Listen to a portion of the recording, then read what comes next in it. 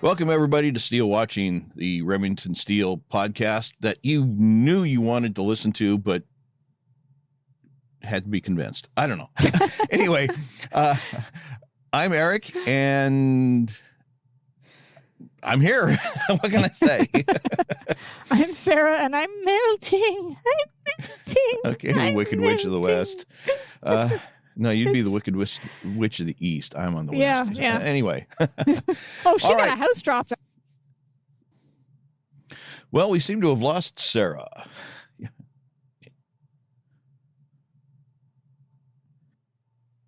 It could be the heat, you know? I don't know what happened there. Anyway, so yes, the Wicked Witch of the West had a house dropped on her. You feel like that sometimes, you said. Or no, Well, I don't remember what you said. the east had the house East. dropped on her. The west was melted. Okay. Well, so whatever. There we are. All right, we are back, everybody. Thanks for your patience. All right, where are we at? Season 4, Episode 1, Steele Searching, Part 1.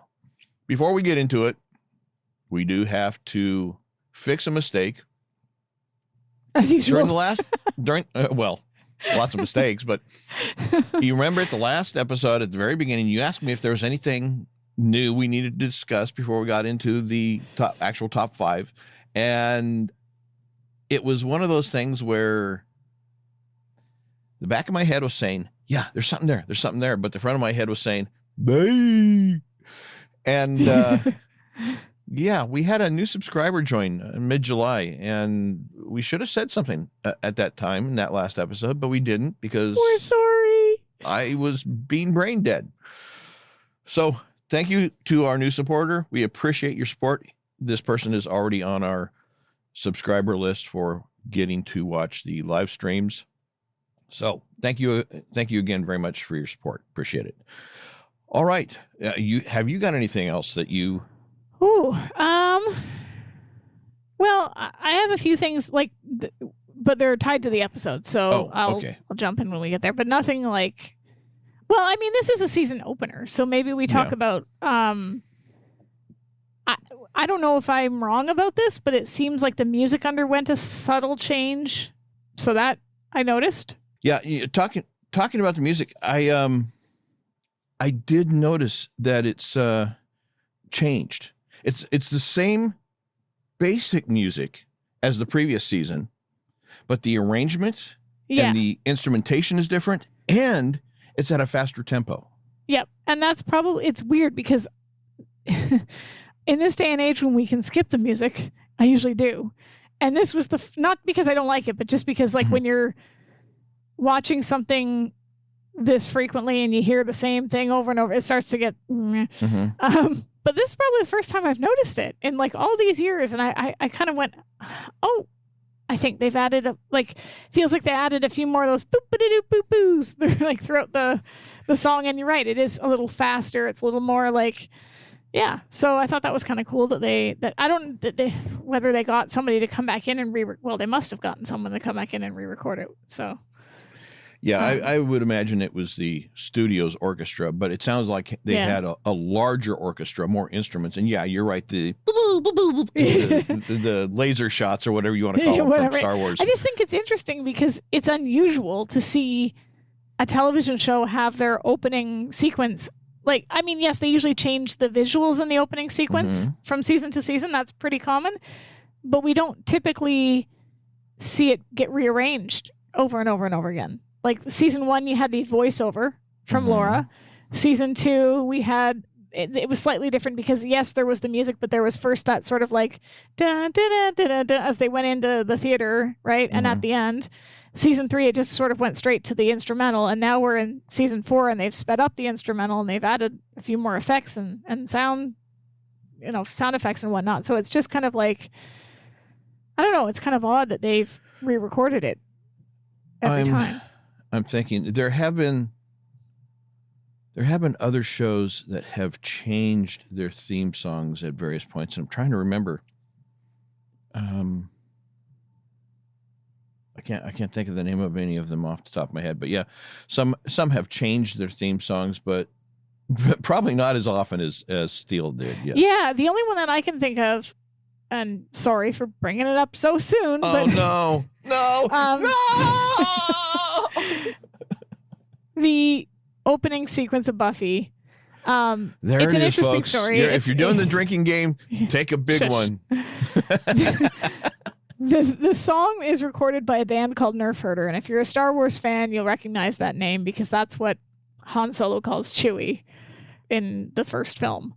And the band, I guess The they real put out first film. Yeah, The A New real Hope. first Sorry, I film. should state A New Hope. When I say the first film, I'm of the OG. Yeah, Yes. so my apologies. Number 4 for if you're looking at the sequence, but yeah, technically the first film. And they put out a call for artists and whatnot in the California area to record something for the show, and they needed something quick. And so this band basically hastily recorded this instrumental and sent it to them, and they're like, yeah, cool, we're using that. And so they used that for the first 2 seasons. But the band was never quite happy with it. They felt that the timing was off and tempo wasn't perfect in some areas. And so season 3, they went back in and they had more time and they actually re-recorded it. So if you've watched the show, you'll notice that when it comes to season 3, the tempo is noticeably sped up. The timing is better in terms of like the drums and stuff like that. And it is very, very different. But that's literally the only time that I can think of, unless you're counting like maybe Highlander the series when they redid the voiceover and then they cut it out. But even still, the music never changed because it was Queen, Princess of the Universe. So I just think it's interesting that here they've rearranged it every season. And I didn't realize that. I kind of had it in my head that like, okay, yes, seasons 1 and 2 are different, but once you get to season 3, it's all the same. It's not. No. So Now, one that came to mind is Star Trek, the original series. That theme changed That's somewhat. True. Yes. Not dramatically. I do think they re-recorded it. I don't know if it was in the middle of the first season or if it was after the first season, but they did change the recording a little bit. They eliminated the voice. There's no words to it, but it's a female voice doing that thing. Yeah. They eliminated that because I guess Gene Roddenberry didn't want to have to keep paying the lady. Yeah, Gene Roddenberry, for all his talk about, he had some issues. Like he wrote lyrics to the theme music, which were never used, never recorded by anybody, but he got to keep 50% of the royalties on it every time it got played. So, There's Anyway. and okay, for those of you doing the drinking game, there's Eric's first mention about royalties and music. So take a shot. I'm just saying. So that was one of the things that I noticed, and I realized we haven't even gotten into the episode synopsis. Yeah, right. The other thing that's like, aside from the first season, every single opener, 2, 3, and 4, has been on location. So that's also that's kind of true. interesting. So, all right. All right, are we ready? Yes, we're ready. Okay. I'm going to give the official synopsis that we're going to use, but then I want to comment on the other two. Okay. Okay. So I'm going with TV Guide. A 4th season opens in London, where both Laura and Scotland Yard want to find Steele, but for different reasons. Meanwhile, Steele is hot on the trail of a man who holds a clue to his past. Now, that's the TV Guide listing. Let's talk about the original synopsis. Laura traces Remington to England, where he has fallen on hard times while searching for his true identity and running from Scotland Yard officials who suspect him in a modern-day Jack the Ripper case. No, they don't. And no, they didn't. DVD liner notes. Remington's search for his true identity takes him to England, where he runs afoul of Scotland Yard and becomes the prime suspect in a string of grisly Jack the Ripper-style murders. No, That's not he isn't. true either. That's right. None of that is true. Well, I mean, most of it's true, but he never was a suspect in the murders. They were trying to stop him because he was about to potentially ruin a possibly innocent person's reputation. Well, innocent of murder, perhaps. Not innocent of... Well, right. But I mean, he was innocent of the murders. Yeah. I have some issues with the Earl of Claridge. We'll get into this as we go. Yeah. Okay. But yes, he's potentially innocent of murder, but... yeah, he's not... He's not the nice guy he presents himself to be. Yes, Yeah, exactly. absolutely. Guaranteed. Yeah. Well, but that was in the past, and we're not going to look at the past. We're just going to look to the future, and Sure. and don't hold anything we've ever said and done against us, because that's just not fair. Anyway, all right. Let's see here. Oh yes, we already discussed the theme music, so let's get in. Oh, and it was written by. Did we do that? Oh no, I did not. You got me sidetracked. It's your fault. Yeah, sure. Okay, we'll go with that. The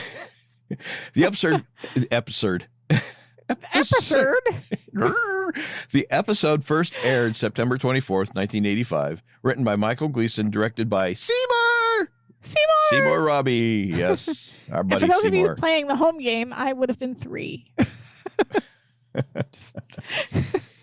All right. We start with a montage from the previous seasons. Laura and Steele in a clinch. Laura asking Steele, "Who are you?" Laura and Steele in a clinch. Laura perusing through his passports from the premiere episode, and Laura and Steele in a clinch. Laura asking Steele, "Who are you?" Laura prowling through the empty closets in Steele's apartment. Laura asking Steele, "Who are you?" Laura prowling through the empty dresser in his apartment. Laura asking Steele, "Who are you? Who are you? Who are you? Who are you?" I don't know. Stop asking me. I have to say this was obviously done for the audience's benefit if you're just jumping in, because this is not as we've talked about, it's mostly an episodic show. So this was their first cliffhanger. They have to do something to kind of it's better than doing a previously on and having true. run of clips, right? So I actually think as cheesy as this sort of montage with the who are you thing is, it's a good way to get across all of the exposition that you need to get across to the audience without it seeming hackneyed or by the way, if you weren't paying attention, this is what you missed. So I do appreciate it for that. And I do appreciate getting to see that shot of her sitting on the bed again, as that, the who are you repeated 8 billion times might get annoying, but just that shot of her reminding us of where she was and now where she's at. So. Yeah. The only who are you that they missed is from the Who. I was going to say, who are you? Who? I really want to know. Sorry. It's the musical episode, everybody. We're going to dance. We're going to sing. We're going to... Once more with feeling. Make you upchuck your lunch. All of the subscribers are gone. They just got subscribed right Everybody now. pulls their support out. We're no longer... Yeah. Anyway, so as you said, we see the final shot from season 3 of Laura collapsing on the bed in despair as an annoying buzzing sound starts to cut through the voiceovers. Then we see that Laura is in her loft, in her bed. She springs upright. Rented lips. Thank you, Robin Williams. She springs upright from sleep to what we now recognize is the buzz of a digital alarm clock. It takes several moments for her to gather her wits about her, realize where she actually is at, and what is actually happening. She's been dreaming. It's been a distressing dream, a dream of loss. She finally comes to her senses, reaches over, and turns off the alarm clock. Next, we see she's striding down the hallway leading to the agency's office. And looking good. Her wardrobe is fantastic in this episode. It's mainly just her normal suits and stuff, but something about the cut of them and just the cream colored pinstripe one that she has on later, this one that she has on coming into the office. I love that hat. She's got a fedora later on. They've got her in her usual type of clothes, but it looks really good. And the fedora is color matched to her outfit. Yeah, I mean, usually you see a fedora, it's in either a gray, dark gray, or a black, and this is color matched. So she obviously this was a grief thing, right? She was so upset about him leaving that she went on a shopping spree and she bought herself a new wardrobe. Women do this, okay? We do this. Oh, that's so sexist of you. This is her grief response. She's living her best life through her clothing. I'm just saying, she looks good. Well, anyway, not so much. As she approaches the door to the office, she stops, reads the lettering on the door. Yeah, there's a pause. Of course, it says Remington Steele, and it just that's kind of a I think there's two things there. Well, first of all, she's gathering up her steel to Her Steele. Yeah. Was that intentional? Well, no, but okay. Okay, that was good. To face Mildred, but I think she's also just the sign on the door is just kind of one of those reminders of. It's got to halt her every time. Mm-hmm. Yeah, it's got to be painful. It's got to be maybe even a reminder that none of this happened the way she intended from the beginning. He's not supposed to be real. Now he's real, and now he's gone. And I'm back where I started from, the concept that I had, and it's not the same. It doesn't work anymore. My question to you that we should probably get right out of the hop. No, it sounds like it's why hasn't she told Mildred? Why? And here's the thing. She wanted to tell Mildred in season 2. Mm-hmm. She told Steele to tell Mildred. He tried. And Steele did try. Well, yeah, he did tell her. He said, like, the only thing he didn't tell her was what Laura didn't know. That he really isn't even Remington Steele. Yeah. Yeah, he basically what he told Mildred was, I'm kind of Remington Steele, but I'm a figurehead. It's just, I'm a front man. Yeah, and that literally, he didn't say con man, but he told everything else, right? Mm-hmm. Mildred didn't buy it, and then they just sort of let that fall by the wayside, and they've let it fall by the wayside ever since. Okay, fine, but now Mildred needs to know, especially since she's got her hunting down his aliases. Yeah. Like, this is past the point of, it makes no sense character-wise, because she wanted Mildred to know from the beginning. And she hasn't told her? Why? Yeah. The only thing I can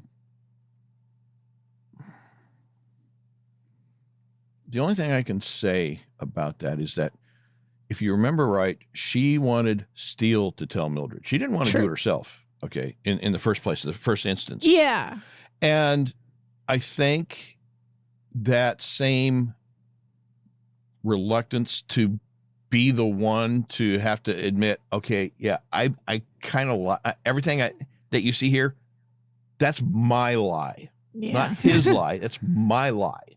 And I don't think she wants to admit that to Mildred. And I think for that reason, even though now would have been in the perfect time to do that in one sense, at least, she still got that. I don't want to have to admit that I've lied about everything. And worse, I lost control of the lie. Yeah, that's true. I lost control of the lie. I wonder, too, if it has to do a little bit, at least, with that halt at the beginning, right? Where right before she comes in, that seeing maybe... Because Mildred knows that there's something going on between them. She's known the whole time, right? Yeah. So if she tells Mildred, then she's not only, as you said, confessing about the lie that she created and that she's maintained this whole time, but also the fact that she got emotionally invested.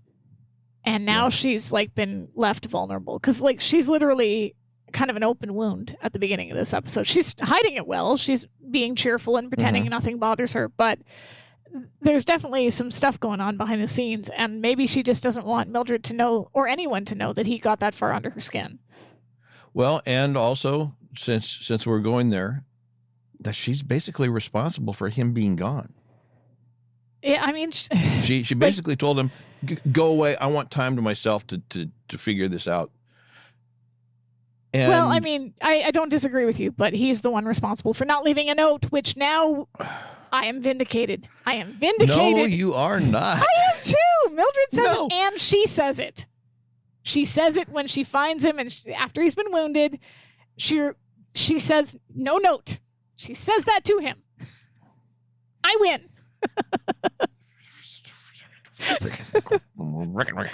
Hoisted by your own petard.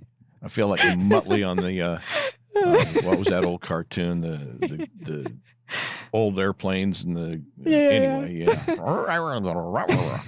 Anyway, where were we? Yes, at the door, she pauses, takes a breath. That is a sigh of resignation, and trying to steel herself for facing Mildred. And then after a moment, she forces a smile to her face and strides through the door, jaunty, happy. Big smile on the face. Well, Mildred is sitting in the lounge chair in the office. And as Mildred or as Laura enters, she greets Mildred with a cheery morning, morning, morning. And Mildred despairingly says, that's just the way he used to greet me. She's right, though. It's exactly how he used to do it. Well, Laura, trying to lighten the mood and to present as if everything is normal, takes her hat from her head and with the words, Kareem sets, shoots, swish, throws her hat across the room and it lands on a cactus as if throwing it onto a hat rack. And why would you throw a hat on a cactus? You're going to get needles in there, probably, at least one, that you're going to have to pull out of that hat, or you're going to stick it on your head and really regret it.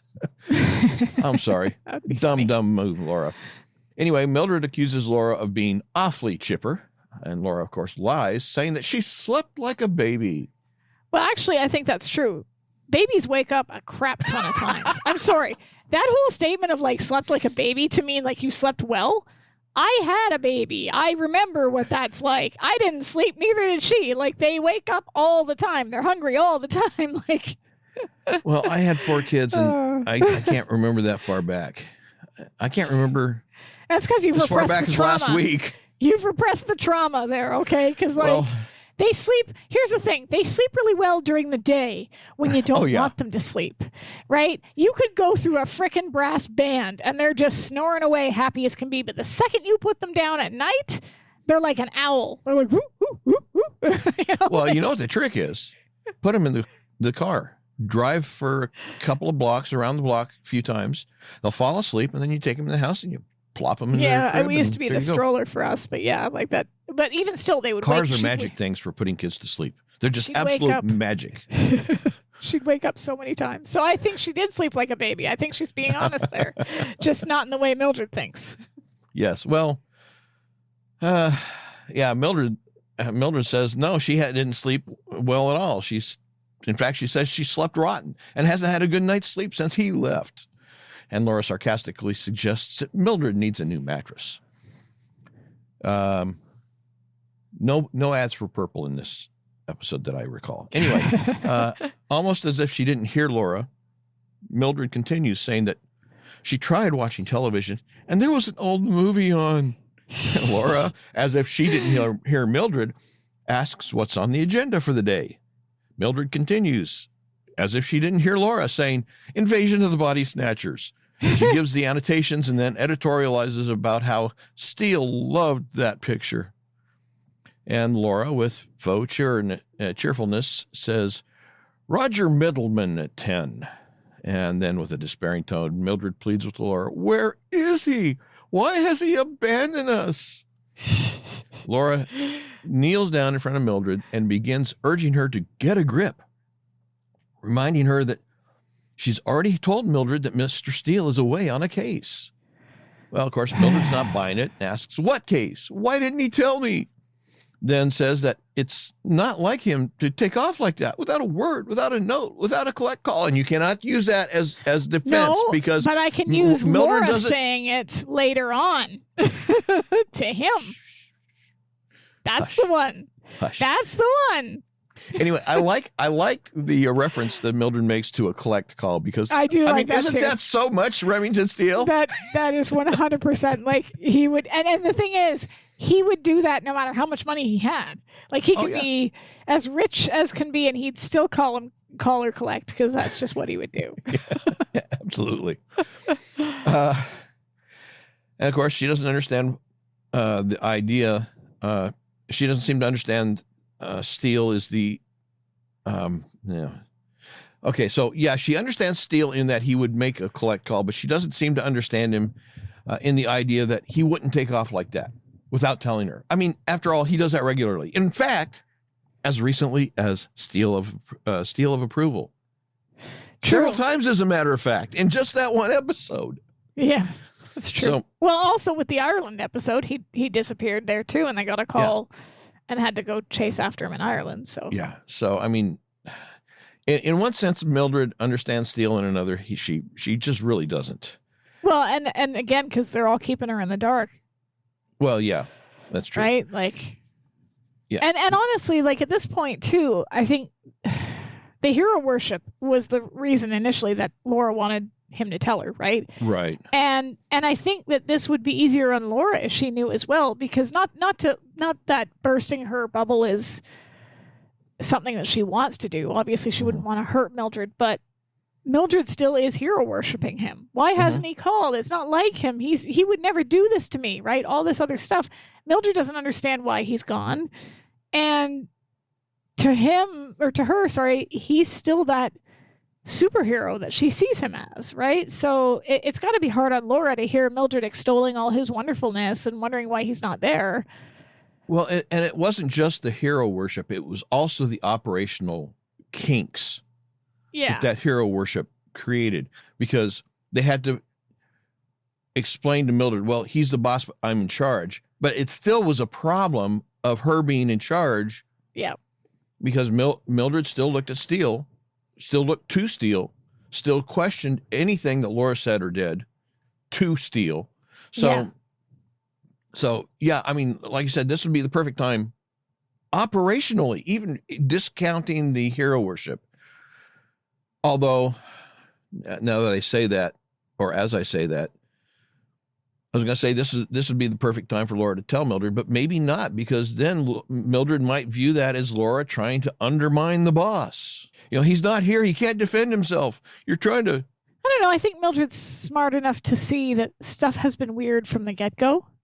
Because she starts putting two and two together even before Laura actually tells her what's going on, right? Like we see it in this episode. She's not stupid, and I think she's already kind of suspicious of the fact that, like, even in the last episode when Steele said trying to save her agency, and Mildred said her agency, and he kind of backtracked on that. So I don't know. I think she would see the pieces fall together if Laura were to tell her here, in the right way, of course. Like if Laura...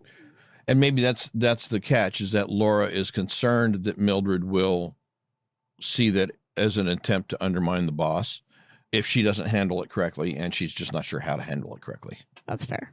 Yeah. So, all right, let's see. Where were we here? Oh, yes. Laura stands, begins to pace, and then asks Mildred what has been the progress on the names that Mr. Steele asked her to check out.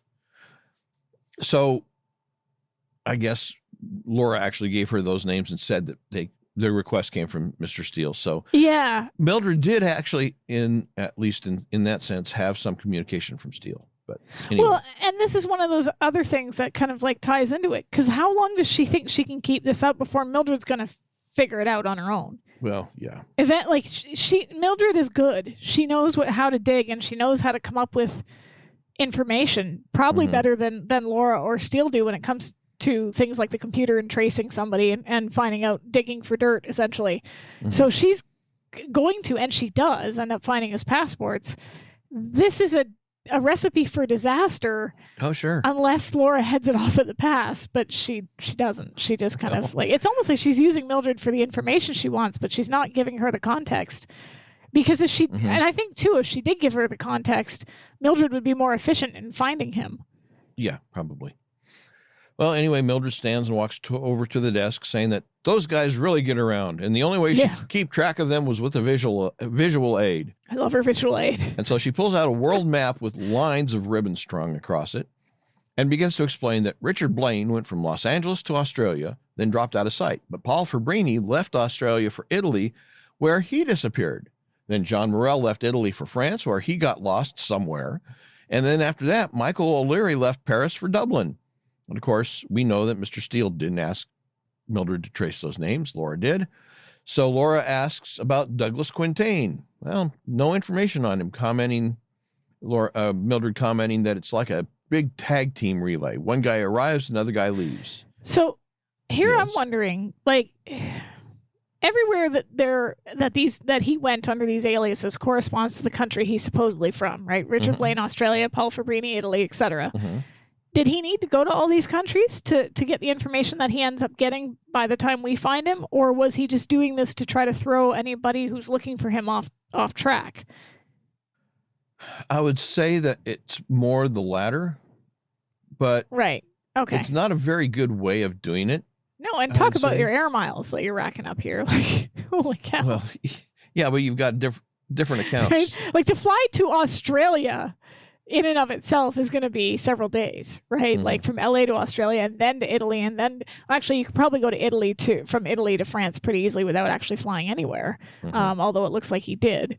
You could take the train, but because Europe, those countries are kind of clustered together. Just the Australia travel would be a lot. So, well, let's see. Flight time from LA to Australia is not given. Gotta love artificial intelligence. It took my husband 22 hours to get there from Scotland. So 21 to 30 hours is typical. Yeah. So it's going to be, that's a big trip. That's what I'm saying. And it's all over water. And if that doesn't scare you, then nothing will. Doesn't really scare me, but. Let's see. Mildred asks Laura what she thinks these guys are up to. Laura says she doesn't know, only that Mr. Steele is the only person who knows the answer to that question. And of course, as she's saying that, the printer begins to spit out a page. And Mildred calls, bingo, it's Douglas Quintain. He's shown up in London. She tears the page off the printer, hands it to Laura, and asks how they get that information to Mr. Steele. Laura looks at the printout and says she thinks Mr. Steele is probably way ahead of them on this. Which is another really bizarre thing to say, because if he's way ahead of them, why have them do the research in the first place? Like it. So many things, so many clues, so many hints. Yeah. So anyway, Mildred excitedly asks, what are we going to do? Well, apparently the answer is go to London. We have a montage of a jet coming in for a landing and then a series of shots of a London taxi moving through the streets of the city, complete with an iconic British double-decker bus passing by. Okay, I love those. I got to say, those buses are awesome. Because like when I lived in Scotland, they still have them. Like well, in Scotland, they're not red. They're just regular city buses that have two floors or whatever. But if you sit up top and you sit like right at the front, there's like this big picture window, so you can sort of pretend you're driving. But also because those streets are so narrow and so tiny, half the time like trees are coming at you. They're brushing across you're almost ducking as you're riding these things. It's pretty cool. And London, Ontario, where I live, back when I was a kid, the city had a couple of those buses as like a kitschy tourist thing. Like, we're not the real London, but we still got the buses. Those are gone. But they are pretty fun. Then we see the cab finally arriving at a lower rent neighborhood, and Laura and Mildred. They're in Soho. Well, am I not wrong? Yeah, you're right. Well, Soho is not great. Yeah. So Laura and Mildred exit the cab, and we see that they are being observed by a man in a bowler hat. Inside, in a room that is apparently part of a small apartment building, Laura is questioning the landlady, who is holding a cat, stroking its back. I don't know why that's important. It just seems to be. Laura She's got a lot of cats. There's like, that whole room is, I don't know if you noticed, it's full of cats. She could make a movie. Yeah. Anyway, where was I? Yes. Laura tells the landlady that they are looking for a Mr. Quintain, Mr. Douglas Quintain. At the name, the landlady stops stroking the cat and then with suspicion repeats the name. Quintain, Douglas Quintain.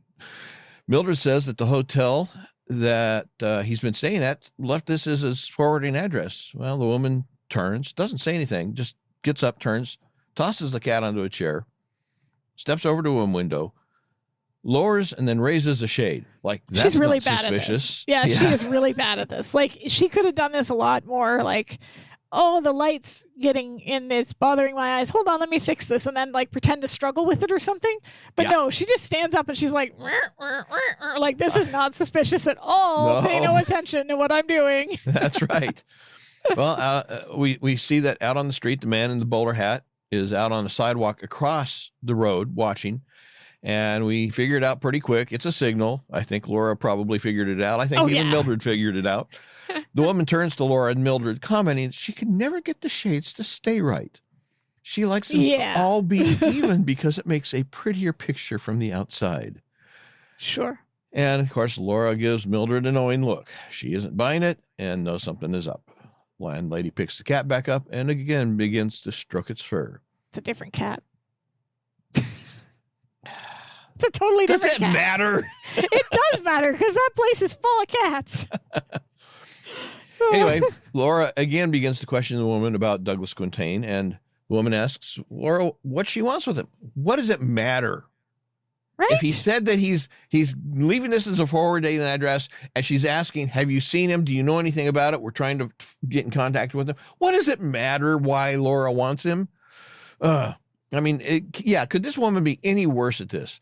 It's one of those things where either you're trying to protect someone's privacy, in which case you just say, I don't know anything, or you tell them where he went.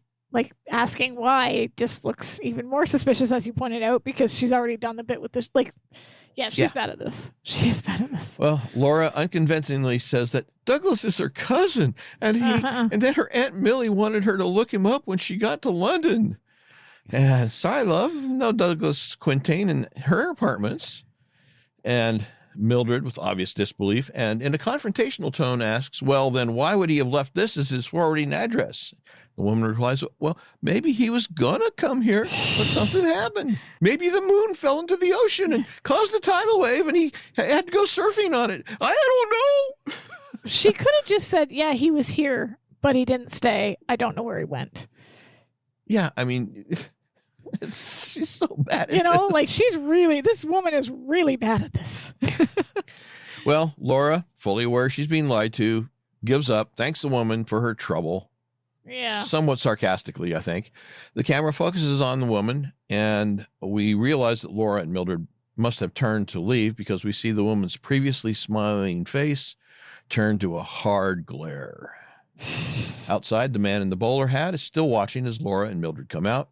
Mildred tells Laura that the landlady was lying, and then she rhetorically asks what that tug of war with the window shades was all about, and Laura replies, exactly. Yeah. Next, we see a lad walking along the sidewalk toward where the man with the bowler hat is standing. The man stops the lad, begins whispering to him, pointing in the direction of Laura and Mildred. Lad nods. Man presses a coin into his hand, and then the lad takes off, running up to Laura, grabbing her purse from her shoulder, and then running off with it. And excuse me, you mean to tell me that Laura Holt, experienced private investigator, a person who has lived in Los Angeles for all of her life, doesn't know how to securely strap a purse to her person? Well, her problem is that she's wearing the wrong purse. And I completely agree with you here because, like, I wear one with a much longer strap so I can put it over my shoulder. So you can't just run up and grab it off me because it's horizontal. You'd actually have to pull it up and over my head in order to get it off me. Yeah, exactly. She's wearing this flimsy. She's always had a purse like that. I've never understood women that could just put it on their shoulder. It slips off. What kind of shoulders do you have? Maybe that's what the shoulder pads are for. I don't know, but like, this is a really stupid purse to have. Yeah, and she could have worn it correctly. She could have worn it with the bag portion on one side and the strap across. I'm not sure the strap was long enough behind her shoulder. Well, over like that. She needs a longer strap, is what I'm saying. Well, I mean, the bag portion of the purse is down at her waist. And so, yeah, if she strung it up over her shoulder and, over her head and onto the opposite shoulder, it'd be like right under here. A little bit. It would be really uncomfortable. But I mean, trust me. Do you carry a purse, sir? Do you carry a purse? That strap needs to be always longer. Say it doesn't matter. It's not about the comfort. It's about security. Well, if we had clothing with pockets, we wouldn't have to carry them. Back to that again. Oh, yes. Always back to that again. Anyway, she does need a longer strap on that purse, and you're right. She should be wearing it across her, especially in a foreign country, because it's a way more of a pain in the butt if you lose your ID outside of your country, because then you have to figure out a way to get it all back. And that's one of the things that security experts are constantly harping on with women who carry purses is how to wear that and hold that. Yeah, I mean. Come on, Laura. Okay, it's riding up on the side a little bit, but at least it's safe. Anyway, Laura begins chasing the lad, leaving Mildred standing. She chases the lad into an alley, which ends in a fence. As the lad climbs over the fence, Laura begins to follow, but somebody grabs her leg as she's climbing up the fence and holds her back from following. Laura comes down off the fence and turns to confront the owner of the hands that thwarted her pursuit, only to find it's Steele. Somewhat worse for the wearer. His hair's a mess. I kind of like the hat. I like the hat, and I like the longer hair and the scruffiness. I'm into it. I'm just saying. As I said, his hair is a mess. He hasn't shaved for at least a few days. His clothes appear to have been slept in for at least a few days also. And they look at each other in surprise and then simultaneously ask, "What are you doing here?" I got a couple questions about this. Okay. First, well, actually not. Two maybe. One, technically. The first is just an observation. Stop wandering around and get to the questions. I don't think that kid, the observation, I don't think that kid expected her to be able to run so fast in heels. Because, like, he grabs that purse, and then she chases him, and the look on his face, that kid's a good actor. He's like, oh, crap, she's catching up, right? Like, but when Steele grabs her, I'm guessing he did that just because he hadn't, like, he obviously didn't know it was her, because they both say, "What are you doing here?" when they see each other. So why was he why was he grabbing her by the legs? Great legs, I guess. I don't know. Okay, fair enough. I don't know. I would say he probably did recognize her as he was grabbing her, but the question was more in a general sense of, okay, fair not enough. What are you doing here in this neighborhood, but what are you doing here in England, period. Well, if you'd written her a note, sir, she wouldn't be chasing your butt all over the continent. Just saying. Yeah. He didn't write Somebody get the horse out of here. After a moment, something in the periphery of Steele's vision catches his attention. He looks back down the alley, sees the man in the bowler hat across the street, and the sight of the man obviously causes Steele some concern. He hesitates, as if pondering his options, then begins to climb the fence, telling Laura, "Sorry, can't talk right now." Laura tries to stop him, but he gets over, and as he hangs from the top of the fence for a moment, he tells her, "Lovely to see you again. Keep in touch." Okay. So I realize this is meant for a laugh. It's meant to be funny, right? But given the fact that, and again, this isn't just a poke at the fact that I'm right and you're wrong, but given the fact that he did not write a note, okay, and that she has not known what has become of him for, we don't know how much time has passed. This could be a couple weeks after. This could be a couple months after. We're not really sure, right? Well, 3 months, because the end of the season before and the start of the season. If we're going by that, sure. But just like to say, "Lovely to see you again. Keep in touch." That seems like a really, that's a jerk. That is a jerk move. That is a jerk move. Like he takes off. He doesn't tell her where he's going. He doesn't tell her if he's ever coming back. He leaves her no indication of what happened to him at all. And yes, he's being pursued, but he couldn't say, "I can't talk right now. Someone's after me. I'll find you later." He says, "Lovely to see you. Keep in touch." I mean, it's meant to be funny because that's like the typical sort of flippant line that we expect. But like, yeah, I don't know. It kind of bugged me. Yeah, but it seems to be really more in line with his character as a con man and somebody who's basically, his personality is kind of flippant. I don't disagree with what you're saying. I'm just thinking that it's somewhat in character. I'm not saying it's not in character, but he has to have known that what he did would have hurt her a lot. To just disappear And the fact that she's even there shows that she's come looking for him, obviously. I don't know. It doesn't seem like the right time to be making a joke, Yeah. I guess, yeah. But anyway, he drops off the backside of the fence, leaving Laura standing, and she climbs the fence to shout after him, "You creep! Keep in touch! I came 6,000 miles to see you!" Well, next we see inside one of those ubiquitous double-decker buses, where we see, sitting on the bench seat in the back, the London Standard newspaper. And the headline reads, "Ripper claims second victim." And actually, the London Standard is a real paper. I did look that up. So the Ripper, I wanted to talk about this for a little bit because this is obviously meant to emulate Jack the Ripper, right? And right down to the whole like use of the handsome carriage and the imagery from the 1800s and all this other stuff. For people who don't know, Jack the Ripper was a notorious murderer, mass murderer from England, and he was never caught. Like, they don't know who Jack the Ripper was. They don't know, although now they think they now know who he might have been through DNA evidence. Have you heard about this? No. Okay, so this is kind of cool. So basically, they had a historian named Russell Edwards who claims to have identified Jack the Ripper as a Polish immigrant named Aaron Kosminski through DNA evidence linked to a shawl found at one of the murder scenes. So a historian and true crime sleuth may have cracked a case for the ages, sharing his bombshell findings with, and this has been in a bunch of different news outlets, so it's not just one place that's reported it. Russell Edwards identified a 100% DNA match to locate the real identity of serial killer Jack the Ripper. The infamous killer who terrorized London women may have been 23-year-old Aaron Kosminski, who had long been considered a suspect at the time. Without a doubt, 100% it's him, says Edwards, who in 2007 bought a shawl that was found at the scene of the murder of Catherine Eddowes. He tested the shawl using DNA provided by Kosminski's oldest brother's great-great-grandfather. Kosminski, and there's a picture, but obviously, I'll send you the link after this, but a Polish immigrant became a barber in Whitechapel, England, and was in a mental health facility with schizophrenia at the time of his death in 1919. So they had a facial reconstruction done, which is what the picture is.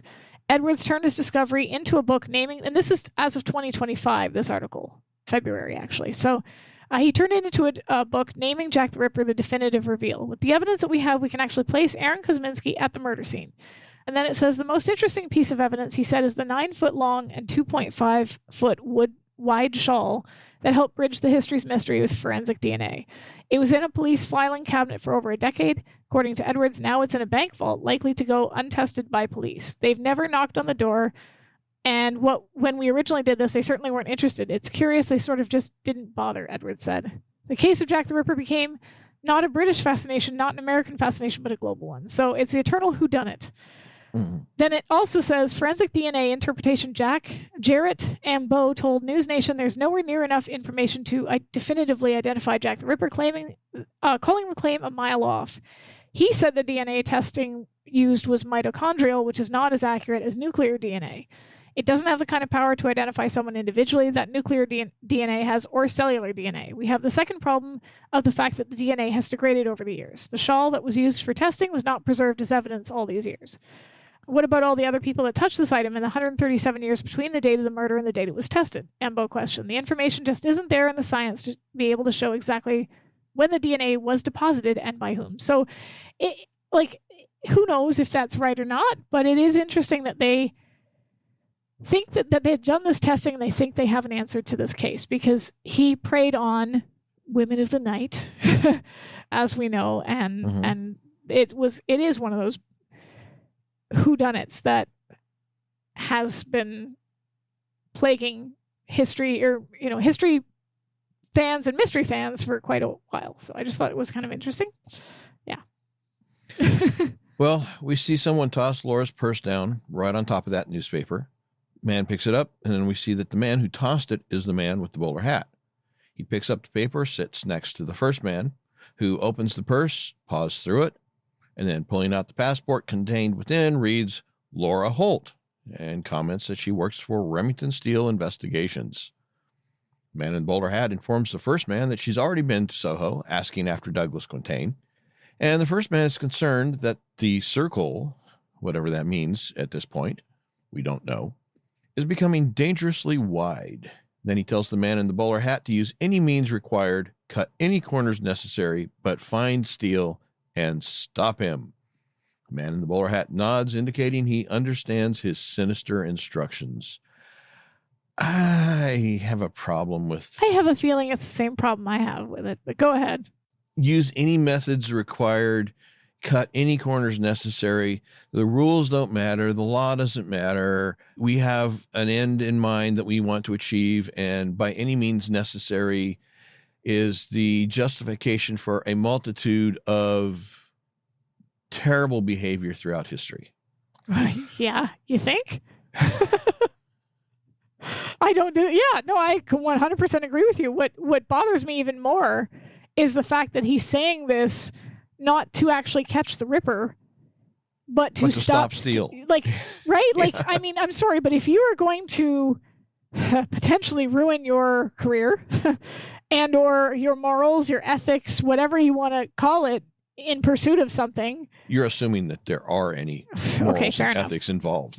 But like, if you're basically telling this guy, throw out the rule book, do whatever you need to do, it should be to, catch the killer, the mass murderer guy that's walking around killing. Maybe that should be the focus, not the guy that might accidentally reveal that one of the members of the royal family is a serial abuser. Like, maybe that should be public knowledge. I don't know. Just a thought. Yeah. Sorry. I mean, don't get upset about the crime. Get upset about the fact that somebody might be revealing the crime. Right? Like this whole thing really bothers me. And maybe that's why I wore this shirt today. Too many unnecessary opinions and judging the show by today's acceptable behaviors. But like, I don't know about you, but like, I think the more important thing here is to find the guy killing women. Crazy thought, but maybe do that instead. I wore my shirt because my other one was in the laundry and not clean. That's fair too. Anyway, let's see. Next, it's night. We see an old-fashioned horse-drawn carriage moving through a dark, secluded, fog-swirled street in Whitechapel, the infamous stalking ground of the original Ripper. Yes. It's too dark to make out any details of the driver, but we can see that he is clad in a long, dark coat and topped with a top hat. Dark, black. Hidden. The carriage stops in front of a pub called Prospect of Winter. This is a real pub. I looked this up. Is it? Okay, yeah, because it's actually quite interesting because I thought the reason I looked it up was because the name was interesting. Usually pubs in England have like, the Barking Frog or the Elephant and Castle, like these weird little names. The Prospect of Whitby is just a really odd name for a pub. So I looked it up and it says here. Note that they did change it at least from Prospect of Whitby to Prospect of Winter for the show. So. No, not that I saw, because that's how I knew to look it up. I looked up Whitby. Okay. Let me go back and check. Looking at the video, you're right. It does say that. Yeah. Why? I don't know. Maybe my autocorrect double crossed me. It could be. Yeah, it could be that actually, because Whitby is like it wouldn't be the word you'd think would be the. Anyway, looking it up. Oh, I'm sorry. I'm going to deny responsibility and throw somebody under the bus. I got that from the transcription from the Steele and Love website. So sorry. I don't remember who runs that website. I just threw you under the bus. I'm sorry. People it's fine. But I still blame autocorrect. This place was auto incorrect. Yeah. Nobody ever means ducking. So the pub was built in 1520 and it is the oldest riverside tavern in the country. Sat in Wapping on the edge of the Thames and surrounded by dockland areas, so it's probably not technically where it's supposed to be in the episode. It's the perfect place to rest in a family-friendly atmosphere. So it says all sorts of people. Doesn't look very family-friendly from what we see. No, it doesn't. And I think it's supposed to, that's the point. But it says all sorts of people from sailors to British movie stars have tread over our original 400-year-old stone floor, and now you're one of them. This is on their website. So I just thought it was kind of cool that I was like, I wonder if that's an actual place because it's such a unique name. I thought this...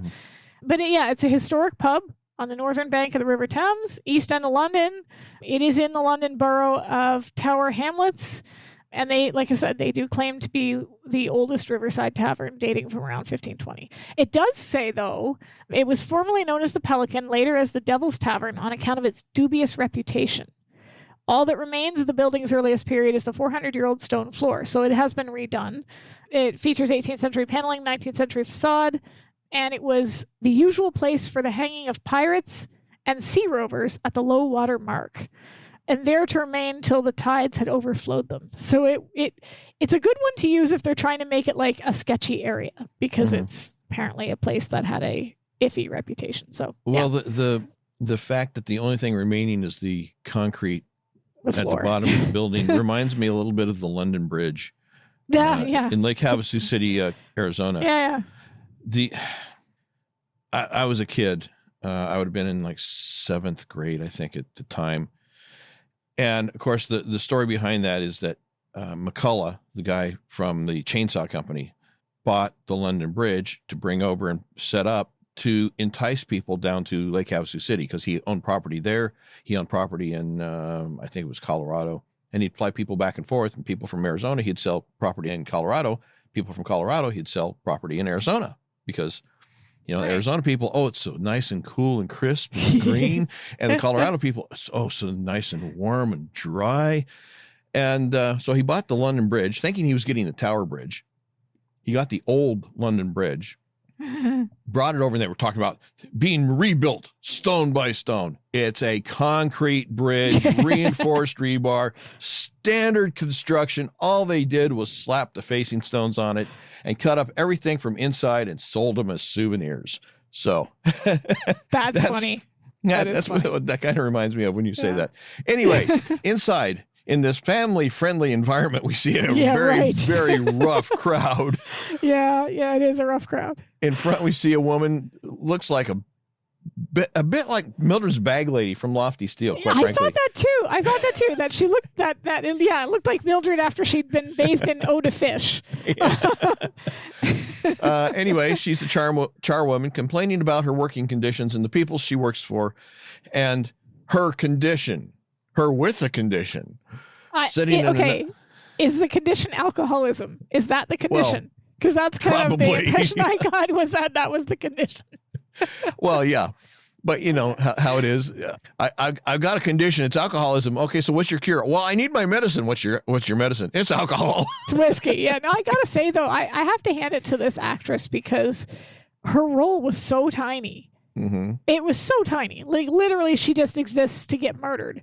Yeah. But her presence is huge in this episode, because like she just gets that little rant about it. And I got me a condition, right? And then when she's out in the street, and then finally, like when she's killed, you're just like, you don't forget her. You're not going to forget her. She's good. And you're not sure if you should feel sorry for her or be cheering the Ripper. Just like, well, you know what? She was really irritating.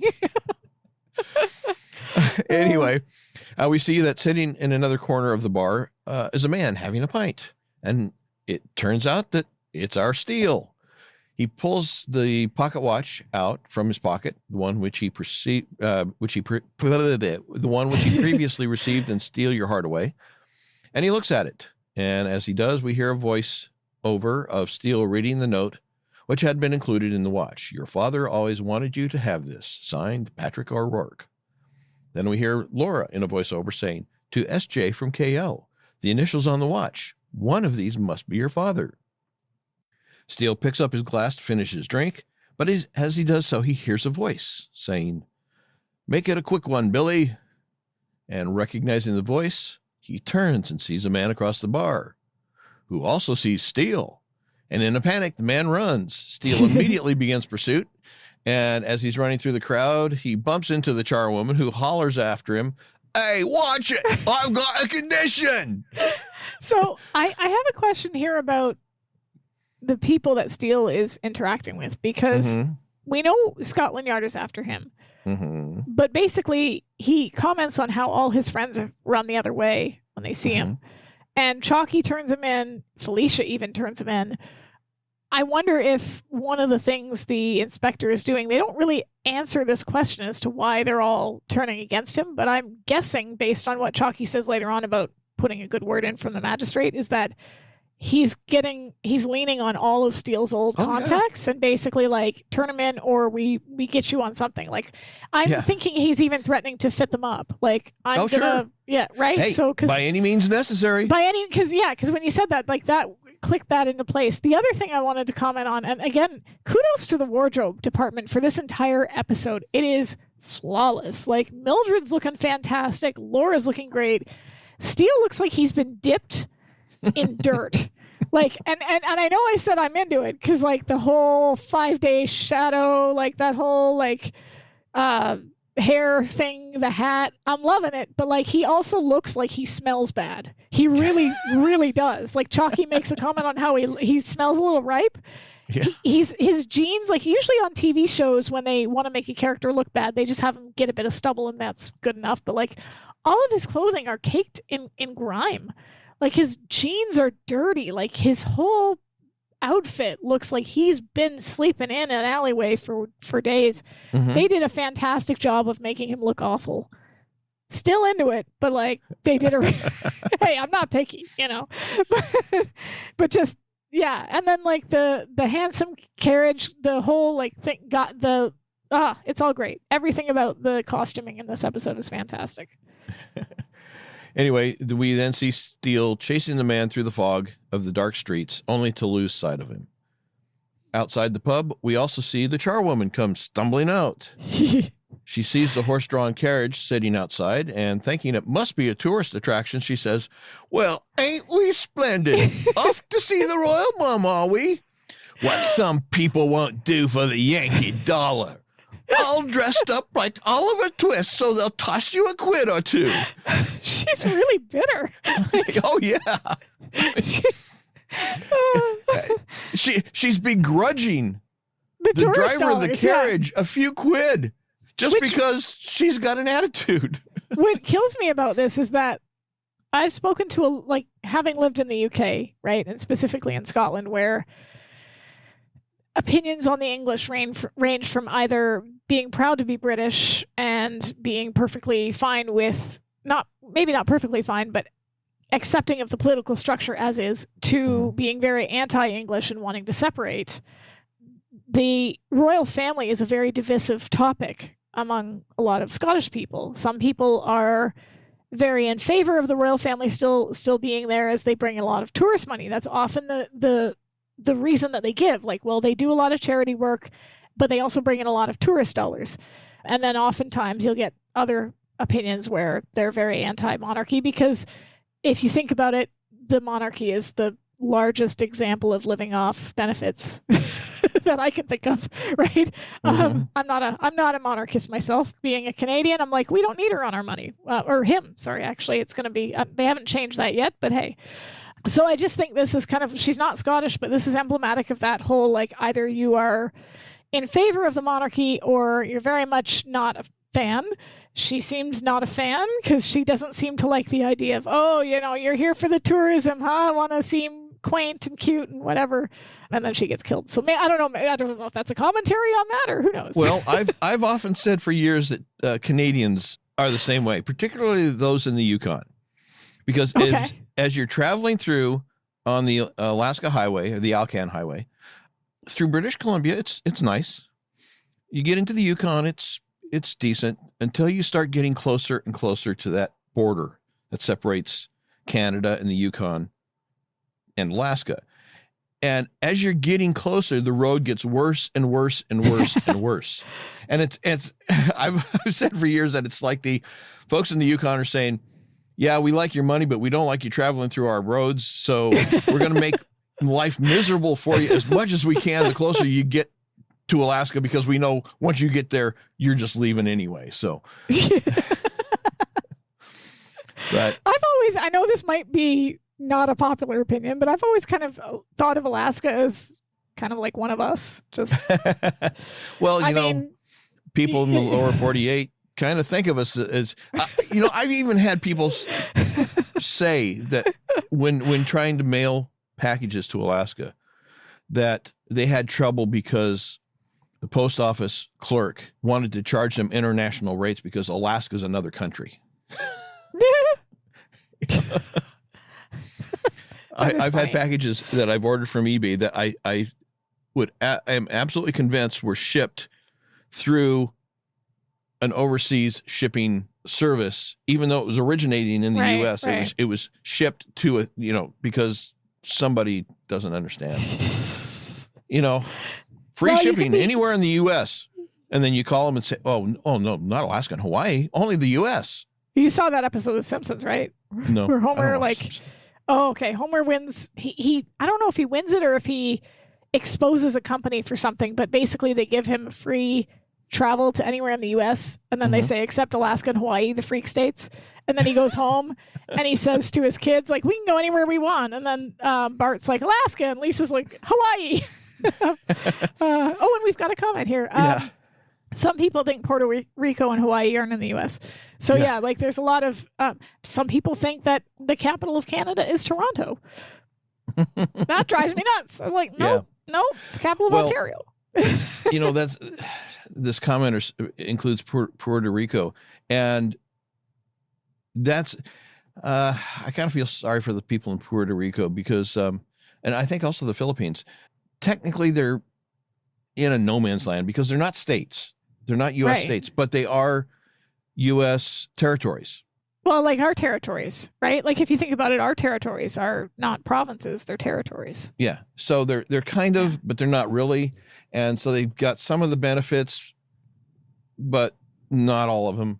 And a lot of the drawbacks, but that's a messy situation. Anyway, too many unnecessary opinions. Yes. Get back into the story here. Okay. As she begins, as the charwoman begins to walk down the sidewalk, the carriage driver urges the horse forward and begins to follow the woman. Charwoman, who started to sing, suddenly realizes that the carriage seems to be following her. She picks up her pace, and as the carriage continues to follow her, she begins to run because the carriage picks up its pace and continues to follow her. She ducks in a doorway, which gives her some cover. She sees the carriage pass by and, relieved, tells herself that she just must be getting dotty in her old age. Must be her condition. We've also got a corrections here. Philippines are its own country. You might be thinking of Guam, a U.S. territory, which I remember now was how the U.S. processed all of the Vietnam refugees. Mm-hmm. They did so by sending them to Guam to process them there and then bringing them in. Anyway, sorry, that was just a random fact that entered my brain. But yes, it must be her condition. Yeah. Oh, speaking of Guam, that reminds me. I used to work for a car dealership up here, and part of my responsibility was to track and log in all the parts that we received that were going to go on the new cars, the dealer installed options. And they were constantly screwing up, sending parts to the wrong place. We got parts for a dealership in Guam. Not quite the same. Anyway, as the charwoman is telling herself that it must be her condition, she comments that they'll drive a person to the grave if you let them, the swines. I guess she's talking about the people that are making money off tourism, or maybe she's talking about her boss. Who knows? Well, I mean, like being a char person, mm-hmm. I guess would be the phrase. Like that is a hard, grueling physical job. So she is made fun of, kind of like with her, I've got me a condition, but like she would be basically doing backbreaking work every single night. So right. I don't begrudge the woman a few pints at the prospect of Whitby. No, I don't either. But her comment about they'll drive a person to the grave if you let them. It's not clear whether she's talking about her employers or the people that she just referenced who are making money. I think she's tourism. Talking about everyone. I think she's bitter. She's mad at the world. Yeah. So anyway, she resumes her journey with a bit more urgency than when she began, maybe, but not as much as she had when she thought she was being stalked. Well, she comes out on the side street into an intersection, but stops short. The carriage is there waiting for her, and the driver is standing by. The driver dismounts the vehicle, begins to approach her, and she's backing away from the driver and the carriage, and then we see a figure come down the street out of the fog. At the same time, we can make out that it's Remington. We hear the woman scream. Steele pauses, hearing the sounds of activities. He looks around suspiciously, glances up at an elevated walkway, and then darts off to the side. Next, we see a man running across that elevated walkway. And as he gets most of the way across, Steele steps out from the other side and grabs him, throwing him back into the middle. The other person is Chalky, presumably a friend of Steele's, but seemingly having ducked out on Steele at the pub. Yeah. As Steele tells the man that he'd been sitting at the pub waiting for 2 nights. Chalky says, he's been busy, honest. I'm sorry, when somebody says, oh, I've been busy, honest. Yeah.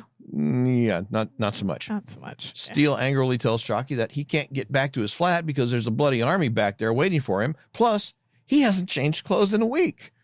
And Chalky, inappropriately trying to lighten the mood with a bit of humor, suggests that, yeah, Steele is a bit ripe.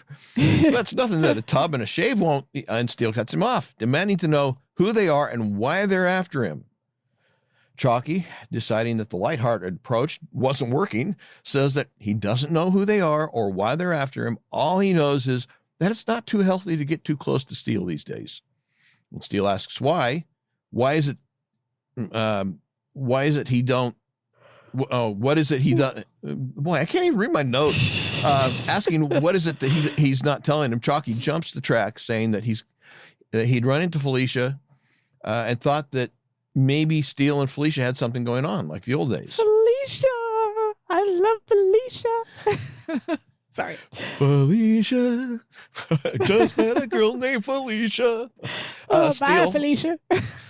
Steele, raising his voice, says that he doesn't know what Chalky's on about and that he doesn't even know that Felicia's in London. And then, lowering his voice, he says it's not about business, it's personal, and Chalky owes Steele a name. Chalky insists that he's working on it. Working his fingers to the bone, he is. And you know what you get when you work your fingers to the bone? Bony fingers? Bony fingers, bony fingers. Hoyt Axton. Yes, Steele, apparently suspecting that Chalky is holding out on him, suddenly grabs the man by the back of his neck with one hand, jerks him over the safety rail of the elevated walkway, holding him partway over the railing, and then grabs his jaw in the other hand, positioning it to snap his neck. Yeah, this was. So I know we've commented on, especially in season 2, how they kind of like escalated Steele's tendencies towards physical threats and things like that, and some of it felt unearned. And even though we don't really know at this point who Chalky is to Steele and what is going on, presumably, you really do feel like Steele is at a point where he's desperate, and you kind of feel, because we've only ever seen him living the high life. We've really only ever seen him in his con man glory as Remington Steele. We have not seen him in the places that he grew up, which we know parts of those places are on the streets. And he's talked a little bit about those moments, but fleetingly, right? Like he mentioned Brixton, he mentions sleeping in alleyways. He's alluded to these parts of his past, but this is the first time we really see that there's a darkness in him that is real. Like this doesn't feel like he's just kind of lost his crap at the car, at Mueller, the German dude, for no reason at all. This feels like he's back in. It's almost like he's been put back to factory settings, like he's in that space, that headspace of having lost everything, sleeping in alleyways, not knowing who he is, searching for answers, and yeah, like it seems extreme to threaten to break his neck. I don't think he was actually ever going to do it, but like that threat alone, I think, was enough to be scary, which is interesting. I think we can get the feeling from the situation, from what he said to Chalky here, and also maybe a little bit of his run-in with Laura. Yeah. His back is against the wall. Yeah, exactly. And, there's an old axiom that says that the most dangerous person in the world is the person who's, or the most dangerous animal in the world is the one that's trapped and cornered. Yeah, exactly. Because they've got nothing to lose. Precisely, and he's already lost it all, right? He's not going by Remington Steele. He's going by every other name in the book, literally, that he's ever used, but it's not Remington Steele. It's Harrier, it's Michael. Worse, everybody he's depended on in the past, everybody who's been a friend, put that in sarcasm quotes, in the past, that somebody, people that he could go to, and even if they, were not totally trustworthy of him, would at least give him a little bit of a break, that he could kind of, even if he had to be a little bit manipulative, he could use them and they would be begrudging, but they would help him. they're gone. They've turned against him. Everything that he ever had as a fallback has been pulled out from underneath him. So, I mean, yeah, he's got nothing to lose. And I really like, I think this, we saw in Steele trying, Laura makes that comment about how he's the thing that she has to guard against when it comes to herself, right? How that sort of unveiled one of her fears, that she herself, like she has a part of herself that is a bit wild and a bit reckless, and she's trying to keep that in check because he brings that out in her. Mm-hmm. I think this shows us, without explicitly saying it, one of the reasons why he's so reluctant to trust, because the show sort of focuses on her a lot, about her being reluctant to trust him, but he's got to have some trust issues too, because where he came from, going from person to person, family to family, being a con man, having these people that you just, like, as you just pointed out, can be trusted to a point. Yes. But only to a point, right? So he has never had anybody that he could put implicit faith in to back him up, ever, except maybe Daniel. And Daniel's not here. And I think even he might question that, because he doesn't really know yet who Daniel really is. Laura's been the only person that has really, really been there for him, and she just severed that tie. So yeah, he definitely is. And one of the commenters just pointed out, I forgot to mention this, but I think most Steel watchers know that Felicia, this is the final appearance of Cassandra Harris, Pierce's wife at the time, who tragically passed away a few years ago, or a few years after this, of ovarian cancer. So yeah, this was, it's always nice to see him and his wife just together, even if it's just in the series, because that had to have been a major blow for the actor to lose her. So but I just, as a fan, I just love the character. I love Felicia. I love her. I hate other Felicia. People might see. I adore as a character. I don't hate her in the sense that she's a hateable character. That's the sense that I hate her in. She's manipulative. She's abusive. That's why I love her. I don't know. I just love her for that. But okay, so I love to hate her. Yeah. Okay. Yeah, well, that's literally what she's supposed to be. She's supposed to be, you love to hate her. Like you can't trust her. She's going to turn on you 100%. She's like a cat with its claws, right? Yeah. But at the same time, she's fun. Like, she's just fun. Hello, darling. Like, I don't know. I like her. Anyway, Steele seems to be threatening Chalky to break his neck and throw him over the side. And he kind of completes that threat, saying that if he broke Chalky's neck ever so slowly, would the name that he wanted catch in Chalky's throat? Ooh, it's such a really descriptive way to threaten his life, isn't it? Like, kudos, Steele. You really, chef's kiss. Yeah. Would you get it out before I completely snap your neck, crushed or would it just be kind of come out as kind of a? Anyway. Another comment on Felicia, adding that this person loves her acting and that she does a really good job of creating a character who is despicable. Yeah. Agreed. Agreed. Anyway. Yes. Despicable her. Chalky finally gives up the name of Jenny Buchanan, and Steele can find her at Paddington Station. We just watched Paddington in Peru, like literally before I went to do this recording. The Paddington movies based on the Paddington books. Okay. They're like family kids movies, so that's probably why you haven't seen them. But like, they have every single British actor ever in life in those movies. Like, they've all, like, Hugh Grant, Olivia Colman was just in the third one that we watched. Like, everybody's in it, right? I would die for that bear. That bear is flippin' adorable, and I love him. So when he's Paddington Station, I'm like, oh, like Paddington Bear. Commenter actually just says the woman who, that Felicia's like the woman who played Umbridge. Hate. So difficult to believe her as the Queen in the Crown. Actually, yes. Imelda Staunton. Yeah, British actors. They're just everywhere. Yeah. Well, next we're at Scotland Yard. And why is Scotland Yard called Scotland Yard if it's not in Scotland? Did you Google this? I did. Well, okay. I was going to say, Microsoft Bing Copilot, fair, okay. Automated Idiocy, says that the name Scotland Yard originates from the area where the Metropolitan Police was first established in 1829. The police headquarters was located at 4 Whitehall Place, which had a back entrance on a street known as Great Scotland Yard. Yes. The street was named because it once housed a royal palace used by Scottish royalty during their visits to London. And as the police force grew, the entrance on Great Scotland Yard became the main public access point, leading to the building being commonly referred to as Scotland Yard. And over time, this name became synonymous with the Metropolitan Police itself. So, yes. And yes. I think that's I love that background. And I'm really interested. Like, I've just been watching through all of Life on Mars and Ashes to Ashes. I was telling you a little about this series, and it focuses on the British police service.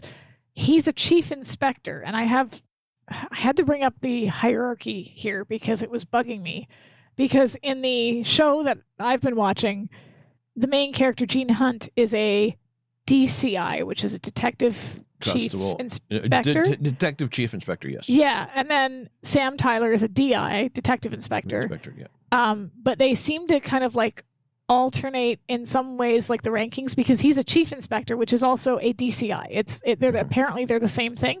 I had to Google that because when they said CI, chief inspector, I'm like, wait, I don't remember that from the show. And so I was like, is he above or below? And anyway, so he'd be the same as DCI Hunt. For those of you who have seen Life on Mars, same rank. Anyway, sorry. Then we see a copy of the London Standard newspaper sitting on the desk with the headline which reads Ripper 3 Scotland O. This is like it's a ball game. Yeah, it's like soccer or footy for those who pay attention. And this is kind of hilarious that they're giving them. It's almost like the paper's taunting them. Like, you guys haven't caught him yet. He's got 3 now. Ouch. Can you just hear the announcer, and the Ripper he's running down the road and Scotland Yard is behind and he's kicking in his goal. Oh, the charwoman's dead and Scotland Yard still hasn't caught him.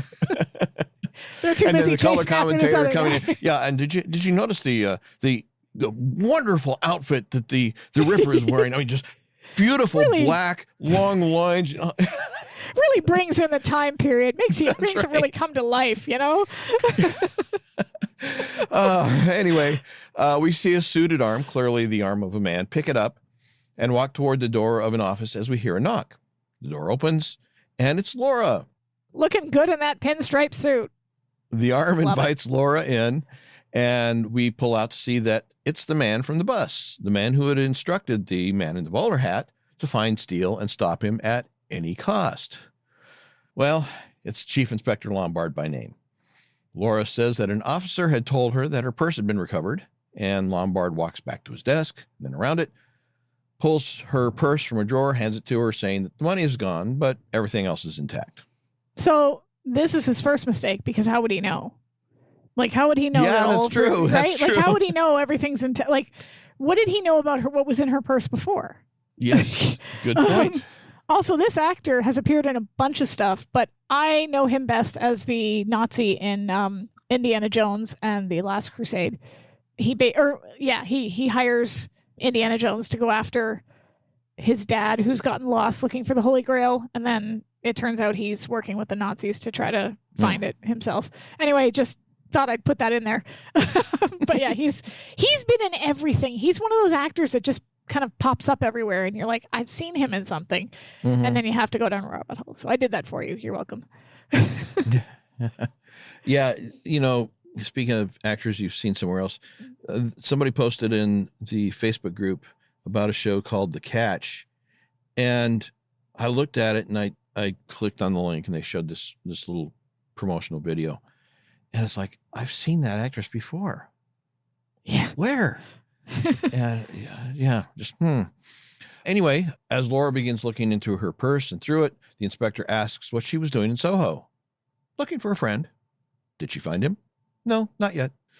The inspector sees from her identification that she works for a private investigation firm in America. Yes, Remington Steele Investigations. Is he here on a case?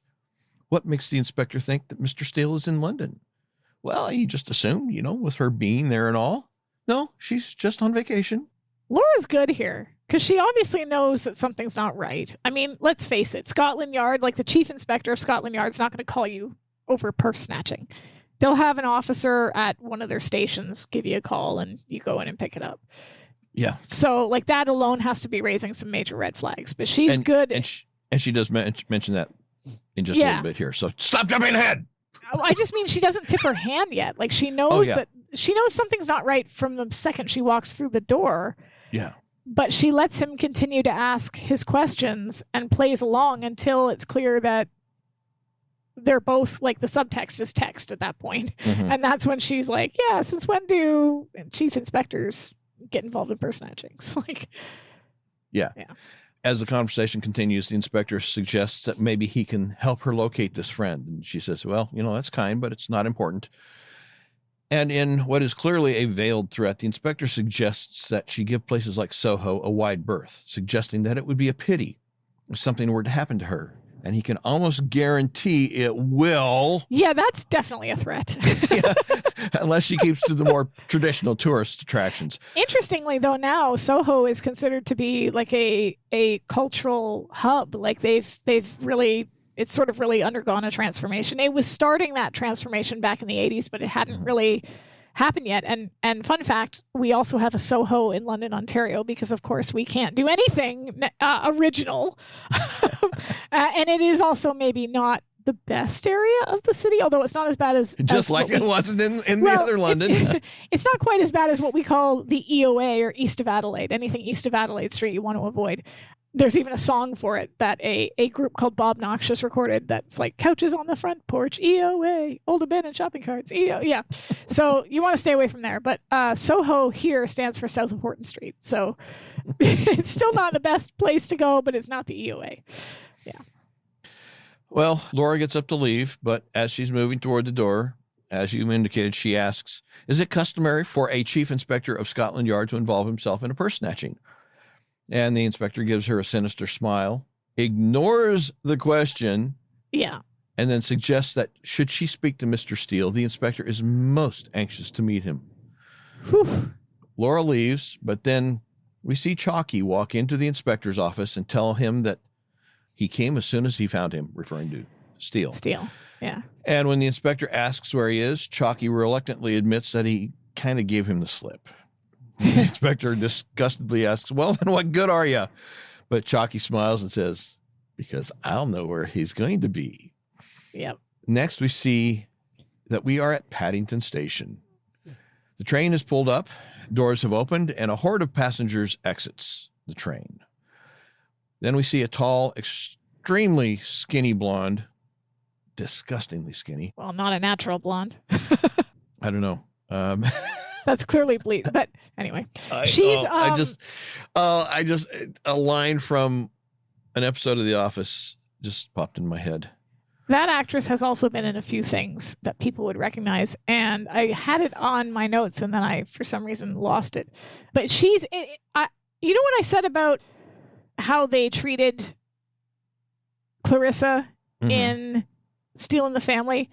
And how the show was actually quite sensitive to the concept of a prostitute and sex work and didn't really shame her and blah, blah, blah. This episode kind of sucks for that. Because not the way Steele treats her. He's very kind and respectful to her. But just the whole concept of like the fact that the Earl of Claridge was known for fits of drunken rages and gleefully beating up prostitutes. And everyone's just cool with covering that up. And they all treat him like he's some sort of nice guy when, like, I'm sorry, shipping somebody to, first of all, Canada, we're not a penal colony. Don't send us your criminals. But secondly, that's called Australia. But it's not even just like they're criminals. It's like they're sending all the royal family members they don't want because they've done something wrong here. But yeah, they just seem to be like sort of really glossing over this aspect of it as if it's fine just because, well, I mean, she's a prostitute. Who cares, right? Like, he beats up prostitutes. It's, Except that's not really the show so much as it is that the show is reflecting the reality of a situation. Okay, yeah. Well, and okay, so I found her. Sorry, I just found her name's Catherine Goodall, and she's been in a bunch of stuff, but she's including, you remember when we spoke to Kay Callan, and she mentioned that short film that she did, So Torn. She's in that one. But she's also better known for, like, she's got a huge, huge catalog of films here. So I'm just trying to find the thing that I think people would recognize the most here. Just bear with me. But she's a really, like, she's been in so many things. She's been in The Crown. That's it. She played Lady Doris in The Crown. She was also in Midsummer Murders. Like, she's been in a bunch of British TV series, including like Dorian Gray. Anyway, there was one thing in particular, and I can't seem to find it now, but when I come across it, I will yell it. Oh, The Princess Diaries. She's the mother, which I know you won't have seen, but haven't seen The Crown either. Okay, fair enough. But like The Princess Diaries was Anne Hathaway's first like film that she did as a 17-year-old, and it also had Julie Andrews, who's better known for playing Mary Poppins, as the queen of this fictional country called Genovia, and so she played her mother in that film. Also, a comment saying the storyline is about a highborn privileged people getting away with stuff, and that is, and yeah, as this commenter pointed out, that's the charwoman's gripe.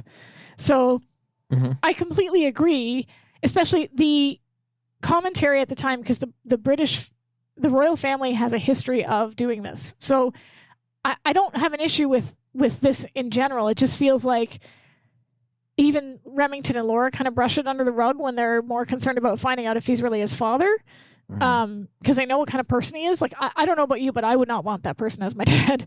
Well, but yeah, but first you have to confirm if they are or aren't, and then you can cut them off. True. But yeah, like Prince Andrew, right? Prince Andrew has a host of unsavory accusations leveled against him, and it seems like at least some of them are true, and they've just kind of like, we'll just pretend these aren't real. Nothing to see. Carry on. So I am agreeing that the British royal family has a history of and it's not just covering up anybody who's rich enough and well off enough to get away with stuff can get away with stuff. So that is and if they were commenting on that, but they're not, they're just sort of like pointing it out and then just sail it on past it. So it's like, I don't know. But I think they're not portraying her, Jenny, in a no. Jenny's bad wonderful. light. No, Jenny's wonderful. Just the situation that they're presenting is just the situation that is there. It's a real life situation, and they're just simply saying, "Okay, that's what it is." But here's this woman, and even in this context, we're going to kind of treat her with a little bit of Steele is extremely respectful. If anything, she's kind of the one telling him, like, are you sure you don't want to get a bath? Like, like she's like, I think maybe you need some help there, my friend. But I agree that Jenny is portrayed with dignity and respect, and I don't have an issue with that. I just kind of wish that they didn't use prostitutes as like the shorthand for he's bad. Here's why. Because obviously if somebody has a history of getting drunk and beating specifically prostitutes, they have issues, with sex. They have issues with violence. They have issues with women. Clearly. They have issues with alcohol. And alcohol. And all of those things put together is not a good recipe. So rather than dig into any of that, they're just like, oh, he's fixed. He went to Canada for 5 years. Now he's fine. Like, okay. He became a calm, laid-back Canadian. He just had a bunch of Timbits, and now he's good to go. Like, it's cool. We put drugs in those, That's why we don't have any crime here. Like, what? Well, I'm being so deeply sarcastic. Obviously. Anyway, so she's approaching men as they come off the train.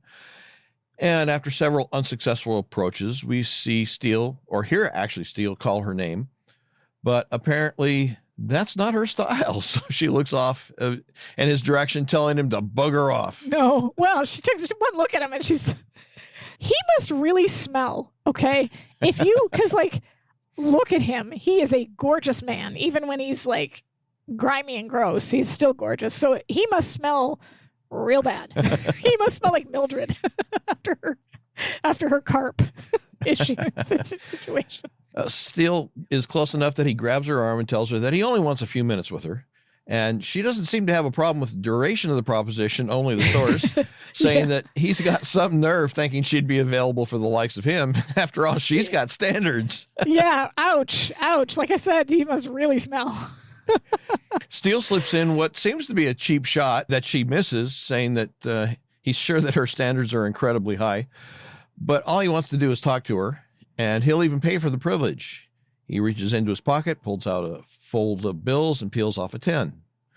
She takes the money, but suggests that he could put it to better use by getting himself a nice bath. Being real spruce tactful himself here. up a bit. She's being real tactful here. She's like, maybe you could use this for other things, honey. Yeah. Steele tells her that a man named Patrick O'Rourke sent him a watch. It has to do with his past, but before he could find out exactly what, O'Rourke died. And Jenny seems to be overtly insistent that she doesn't know anybody named Patrick O'Rourke. And she makes a move as to leave, but Steele insists that she hear him out.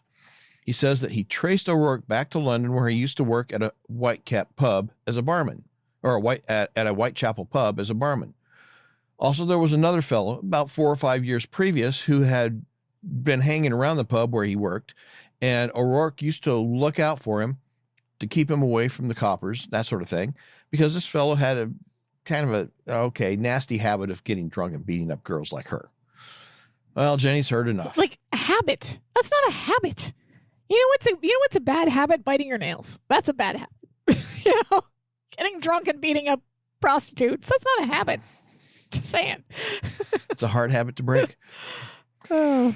Anyway, Jenny's heard enough. In a panic, she tells him time's up and then starts to take off. But Steele again stops her, insisting that she knows who he's talking about. He tells her that he knows it's painful, but it's very important to him. He tells her that it took some doing, but he's dug up a name, Kevin Landers. He shows her the watch, pointing out the initials, KL, on the watch are the same. And really nervous now, Jenny insists that she never knew who he was. Kevin was all he ever called himself. And Steele urges her to tell him where he can find this Kevin Landers. She begins to laugh, saying, he hasn't been looking very hard. He's all over the place these days.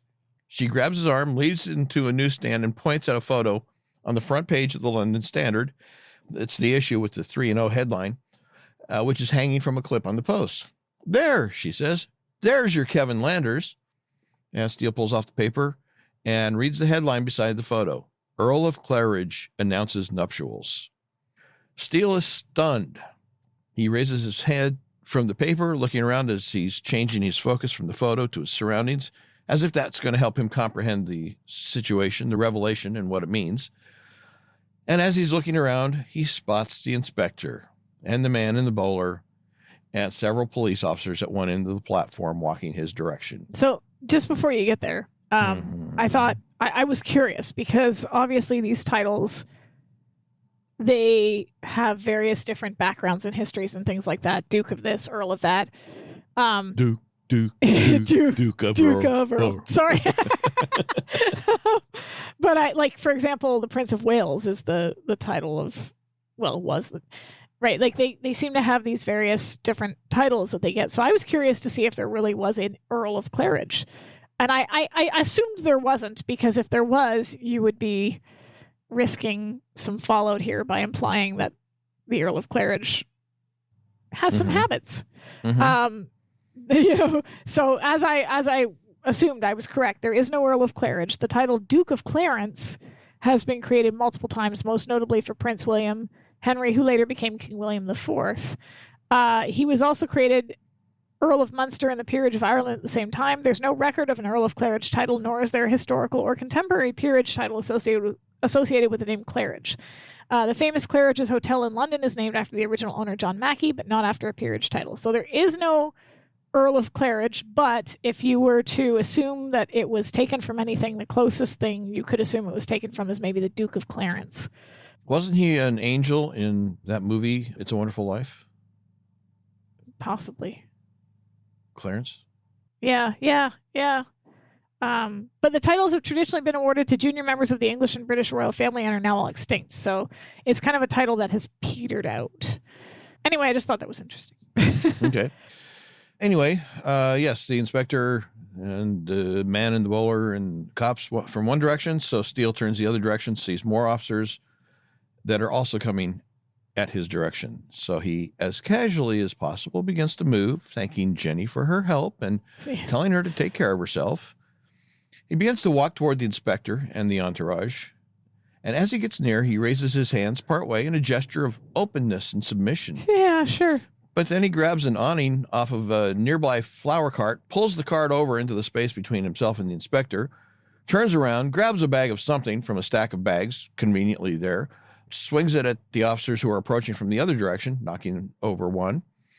And then he cuts to his right, rushes through the door of the open door of the newsstand. I'm not sure why that door was open. Anyway, he pulls the support down from the front window cover, causing it to drop down on the officers who had rushed up to the front of the stand. Why did they rush to the front of the stand? What are they going to do? Crawl over and through the window to get to him?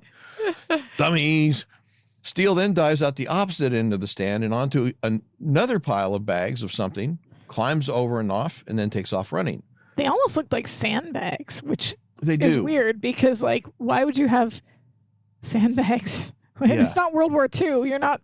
Anyway. Yeah.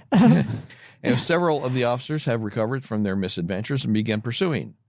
Steele, in an effort to toss more obstacles in the way of the officers, grabs an innocent passenger, a guy who's just walking down the platform to wait for his train, a guy who didn't do anything, has nothing to do with the pursuit of Steele, and throws him on the ground in front of the officers. I mean, come on. Justice for that guy. Hey, at least that guy has a story when he gets home. Honey, you'll never believe what happened at Paddington Station today. Some random guy, he smelled really bad.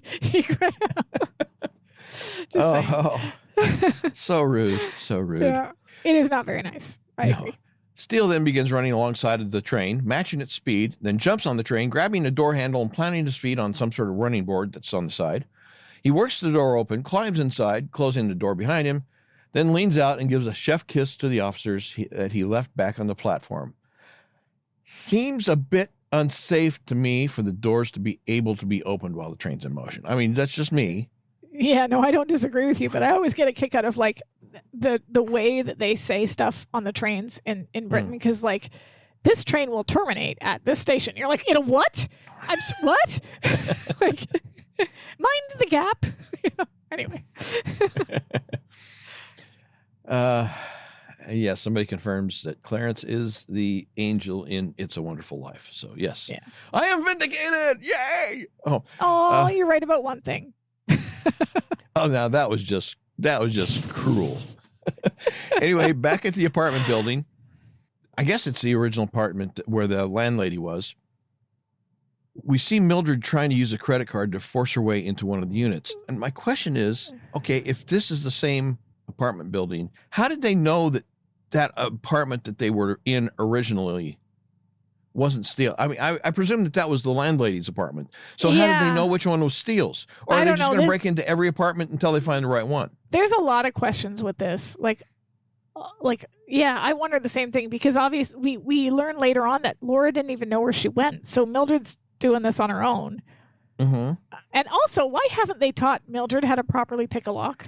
Yeah, it seems a perfectly good way to ruin an otherwise perfectly good credit card. Yeah, exactly. Well, yeah. So I don't know. And also, and I know that this is 1985, and I know that, but like that whole exchange with the kid, it's like they put in every offensive, stereotypical statement that they could put in there.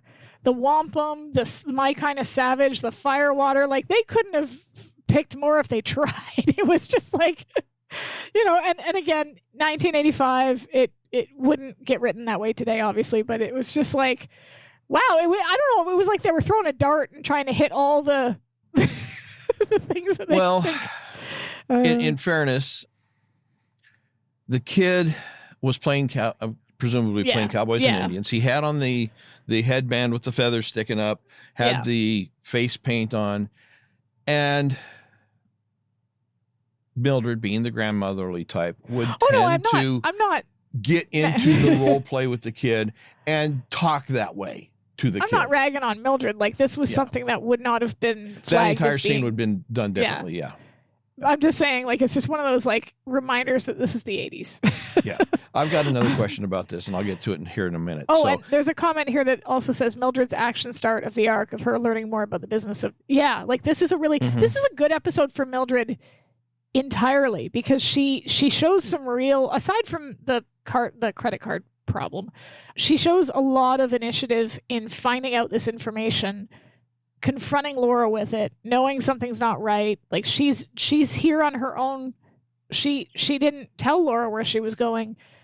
this is showing Mildred is really having picked up a lot, and she's using that knowledge. I like it. It also shows up the fact that for 2 years they haven't done what they should have in terms of even just teaching her the business, not even getting into the issue of Remington Steele and who he is or isn't, but just the basics of learning the business, because we've already seen that she's been involved in cases.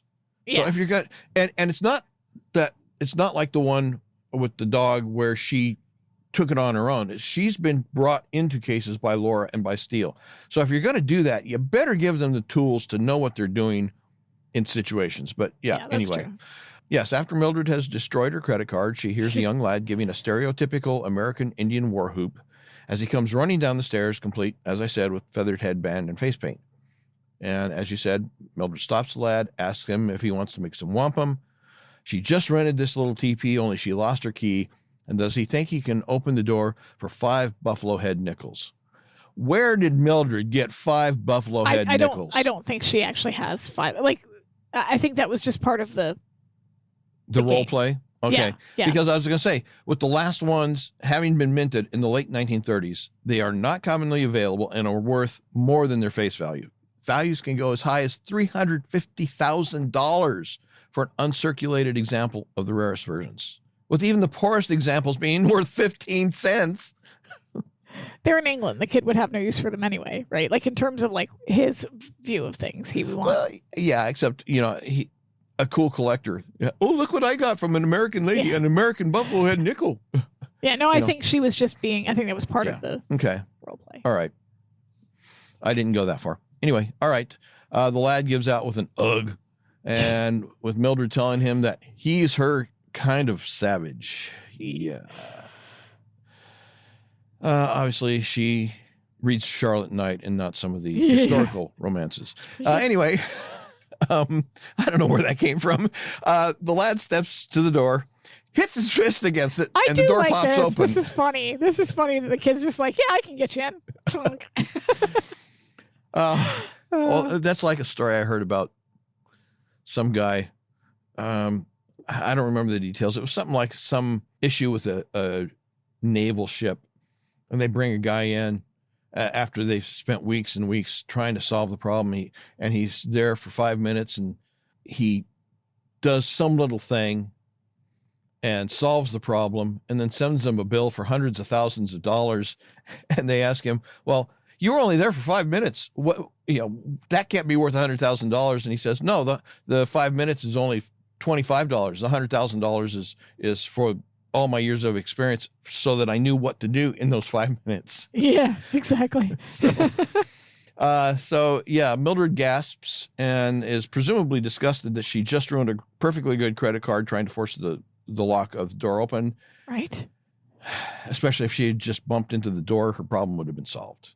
Anyway, Mildred gives the lad his coins with the admonition not to spend it all on firewater. Inside, she begins to poke around, and at first, she doesn't find anything. All the dresser drawers are empty. She finally spots a matchbook on the floor, partially hidden under the dresser.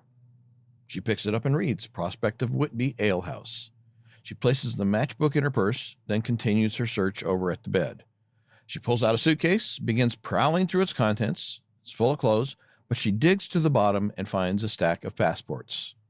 Open-mouthed, she begins to inspect them. John Morel, France. Paul Fabrini, Italy. Douglas Quintain, England. But all with a photo of Remington Steele. And a look that could be confusion or confusion mixed with vague comprehension covers Mildred's face as she lets out a gasp of shock. Yep. Next, we have a close-up of a doorknob. We hear a knock and a female hand reaching to the knob. The door opens. A man is standing outside the door, bouquet of flowers held up to hide his face. Then we hear Steele's voice say, Flowers for the lady, tuppence a bunch. He moves the flowers down and reveals himself to Felicia. She greets him as Michael, then says that she thought he was safely tucked away in Los Angeles playing that paragon of virtue, Remington Steele. They move into the room, and he makes a passing acknowledgement of her comment and then apologizes for dropping in without invitation, confessing that he's got nowhere else to run. Well, is that a backhanded compliment of some sort? I mean, I've got nowhere else to run, so I guess I got to come see you. I mean,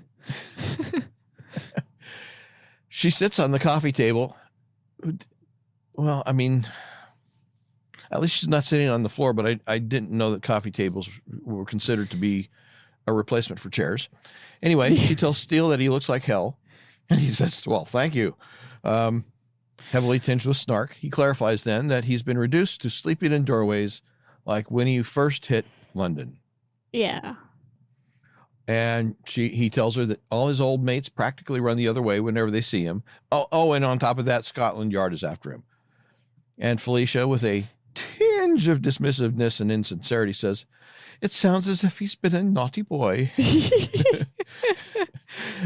Steele says, well, but that's the problem. I haven't done anything. That's got to be the worst part. Like, for Steele, that's got to be the worst part, because he's used to being chased by the authorities. That's nothing new, but it's usually for things he's done. Yeah, I mean, that's fair. He hasn't done anything. He's like, come on. And, oh, by the way, Chalky seems to think Steele and Felicia have something brewing. And with an overly solicitous tone, Felicia says that all they have together are memories. Steele wonders if those memories will be sufficient to buy him a place to stay for a while. She says that wouldn't be wise. Steele wonders if he doesn't listen, though. He just completely ignores her. Well, not entirely, because his next comment about wondering if she's up to something that might attract undue attention seems to be kind of an acknowledgement of what she says. But then he goes into the bedroom and literally lays down and goes to sleep. Well, okay, yeah. He just like Felicia, with a faux innocence, says that she's simply there to see a few shows, buy a few gowns, break a few hearts, purely recreational. Right. And of course, Steele isn't buying what she's selling. He gets up and, as you said, goes to the bedroom, and we see that men's clothes are on the bed. Steele looks at him, tosses them to the side, and then lays down on the bed, saying that he hopes whomever he isn't the jealous type. Are those Daniel's? Like, I'm not suggesting that she and Daniel are having like a relationship or anything, but like, I'm wondering. That's what you implied. No.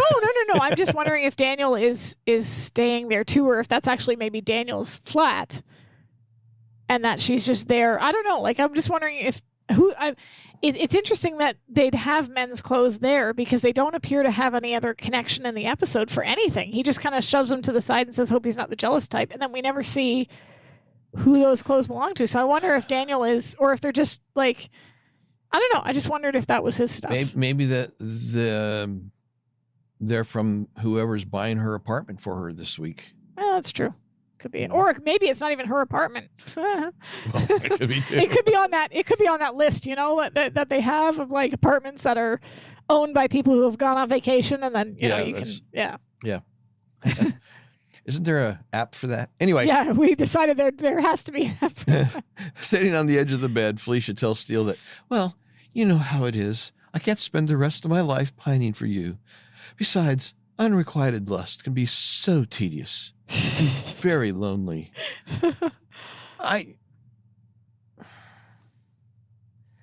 Is that a shot at him and his feelings for Laura?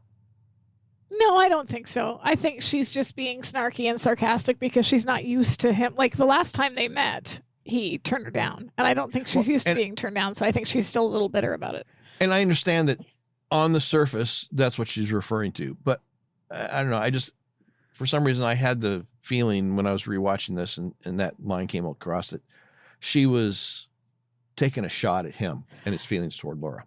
Maybe. Well, I just don't know how she would be like, because it's been 3 years. So theoretically, the lust, like, she doesn't know if the lust between him and Laura is requited or unrequited or otherwise. So, well, okay, she wouldn't know how their relationship has or hasn't developed. So I think it's more just about the two of them. Okay. Anyway, he pulls his cap down over his eyes, snuggles into the pillow, and tells her that he's glad that he's found her again. And suspiciously, she comments that his timing was always superb. Yeah, well, that's going to be leading to something interesting. And as Steele falls to sleep, Felicia gets up, leaves the room, and shuts the door behind her. Not that that's suspicious. She moves to the phone and quietly tells the operator that she'd like the number for Scotland Yard. We have a time jump. In her apartment, Felicia goes to the front door in response to a doorbell. It's the inspector and 2 other police officers.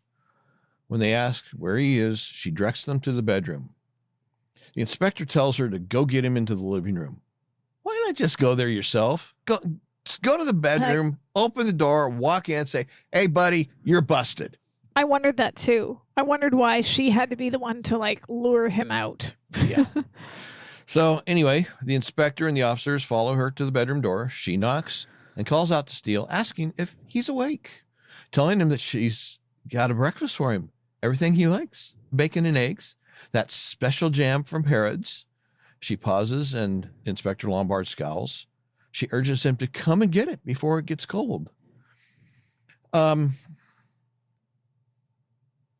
If Steele had still been there, I would think her claim to have made his breakfast would have been a tip-off. I mean, Felicia, making any sort of food, doing any sort of cooking, I mean, it stretches believability to the point of breaking. I wonder if that was the point, though, because and not to give Felicia too much credit, but like we get the impression that Lombard is leaning on all of his old contacts, right? So they are being sort of forced. So I wonder if her saying that to him was her way of saying, like, I'm not being legitimate here. You need to get out. See, I took that as her playing to Lombard, playing the role of the dutiful girlfriend. But no, I didn't think about that. That was her code to him to get out. Yeah, because because it's in her best interest if he escapes. If only because someday they might need each other's help again. I think it's walking that fine line of like, she's going to give him a warning. She'll give him a head start. If he's caught, he's caught. But she's done her part. She called Lombard. Whatever he's got on her, he's not going to use against her now. And Steele may or may not get away. And she's put on the show of cooperating with Lombard while he's there to get Steele. Got it. Yeah. She's always kind of playing both angles, so that's kind of how I saw that. Hey, I may be slow, but at least I'm stupid. No, that didn't come out right. After getting no response, the inspector gestures with his head. So Felicia opens the door to the room, and the inspector and the officers rush in, only to find the bed unoccupied, window open, curtains blowing in the breeze. We see Steele running through a narrow alley, scaling a couple of walls to make his escape. Except that as he's running out of the alley onto the sidewalk, he runs into Mr. Bowler, who grabs him by the collar, telling him, "Nowhere to run now, mate." Steele breaks the grip, punches the man in the stomach, gives him a hard shove, and then jumps up onto a metal fence, where he proceeds to gore himself. Yes. That... Not intentionally, though. But like, he should have died. He should have bled out and died. I've got a whole issue about that. But yes, you're right. I mean, that those injuries would be considered life-threatening. I mean, it's like getting gut shot. He didn't just bend over and like accidentally like prick the skin a little bit. He like bent, like they went in. Yeah. They would have punctured some organs. Like, that was not. Yes. Or at least some accordions. So yes, as you said, as he's trying to go over, he's impaled on several of the sharp spikes, which, that's got to hurt. Mr. Bowler grabs Steele's foot and begins trying to pull him back, but Steele raises himself up off of the spikes, kicks the man, finishes climbing over the fence, and while holding his abdomen, stumbles down the street.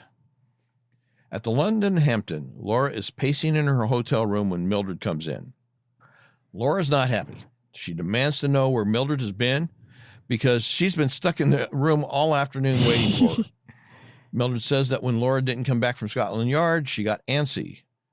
At the window, Laura informs Mildred that she's picked up a new friend, and she's spent all morning trying to ditch him, but he's still out there, as she directs Mildred to look out the window to the street. And after looking out the window, Mildred clearly has something that she wants to say to Laura, but seems to rethink what she wants to say or how she wants to say it. But she asks if the name Quintain or any of the other names that Steele had her looking up have ever come up before this case. Laura says no, not that she can recall, and asks why. And Mildred reaches into her purse and then hesitantly says, well, according to her background checks, some of them are pretty shady characters. Laura passes it off as, well, it's possible Mr. Steele has come across them at some point in his career. Mildred says that she's never asked about it before because she's never thought it was important, but just how much does Laura know about the boss, from before the two of them hooked up? And of course, Laura, fully knowing where this is going, politely asks Mildred why she's suddenly so interested in Mr. Steele's past, and then pointedly asks, exactly where have you been? Well, defiantly, Mildred says, Quintain's flat. And this is where, if she shouldn't, obviously she should have told her before this, but this is the moment. Like, if no other moment, this is it, because obviously Mildred has found something. Laura knows it, and she's not telling her, which gives, I think Mildred hesitates for two reasons. One, she's not sure if she can trust Laura anymore, but also potentially she's not sure. I think she's thinking that either Laura's lying to me or Laura's been duped. Either way, right? So, and that's why this would be the perfect time for Laura to reveal it, because Mildred knows something. Yeah. And Laura can say, okay, it's obvious you figured out part of it. Let me tell you the rest of the story. Let me fill in the rest. And then she's going to be believed because Mildred has the evidence in front of her. She's literally holding onto the passports. Evidence that that in her mind, in Mildred's mind, Laura doesn't know about. Or if she does, she's been keeping from her. It's right. But most likely I would think Mildred would just from her approach, because and her question, what exactly do you know about the boss from before you met? She's kind of coming at it from the standpoint of, I think Laura's been duped. She doesn't know this information. I found out something she doesn't know. And for Laura to come along and say, oh, yeah, that I know about that. Let me tell you about that. Right. Like this is it. Perfect. This is the time. This is when she should have told her. And it's not like they didn't have the opportunity. She's been stuck in the hotel all day. Like, you know, they're not able to go anywhere. She should have been honest with her here. Yeah. Well, Laura asks, and Mildred responds, and then pauses. And then more gently, Laura asks Mildred just what exactly she's found out about Douglas Quintain. Mildred turns, starts to pull out the passports, but looks at Laura with a sad look because, again, I think she's under the impression Laura's been duped.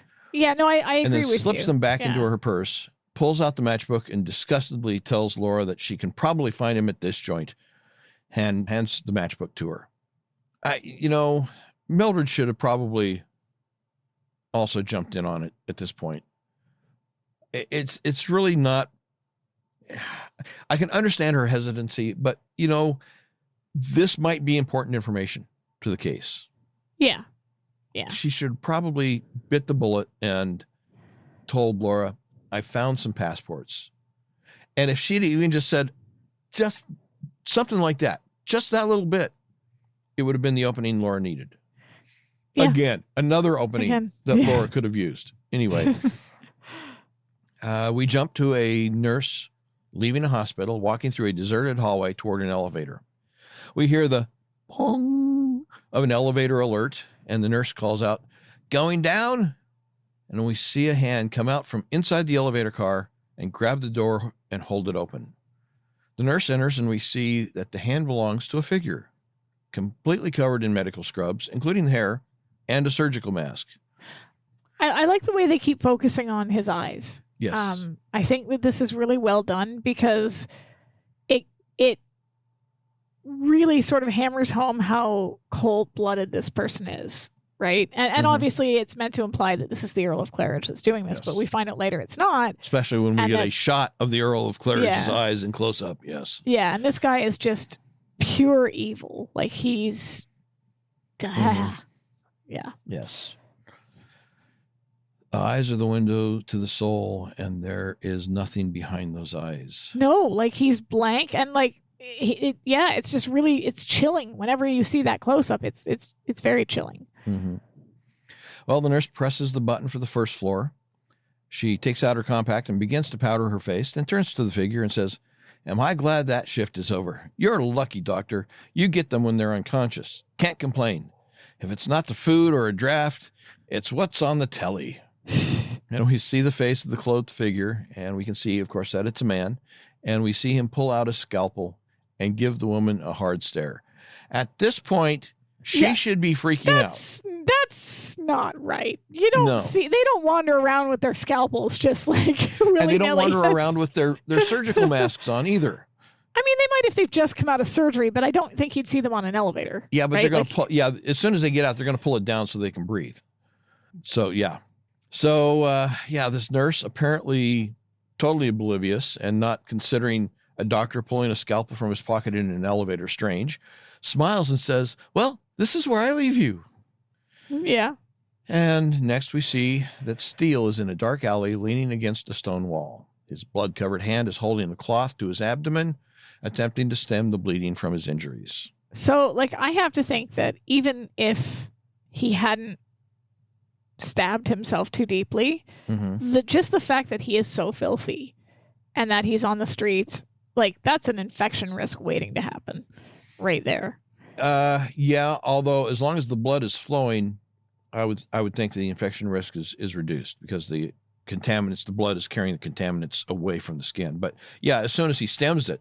Yeah, if he's put something dirty against it to stop. Yeah, especially if he did that. But he just doesn't look like he's. It doesn't look. There's nothing about that situation that looks survivable. Yeah, it doesn't look like a good thing.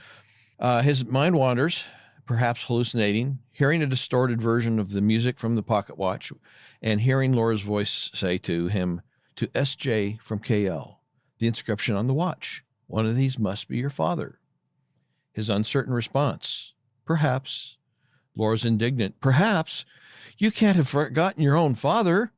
His response that he has a feeling that he never knew who his father really was, that he's never even seen his birth certificate. So here's a question. Why do you think the show never focuses on his mother at all? There's never, aside from... important. I mean, what does his mother have to do with him? Well, but I mean, if you it's not like she gave birth to him. I mean, I get that. Fair, right? I get that a pocket watch is something that would be more associated with a father passing down to a son, that sort of thing. So I get why he automatically assumed it was from his father.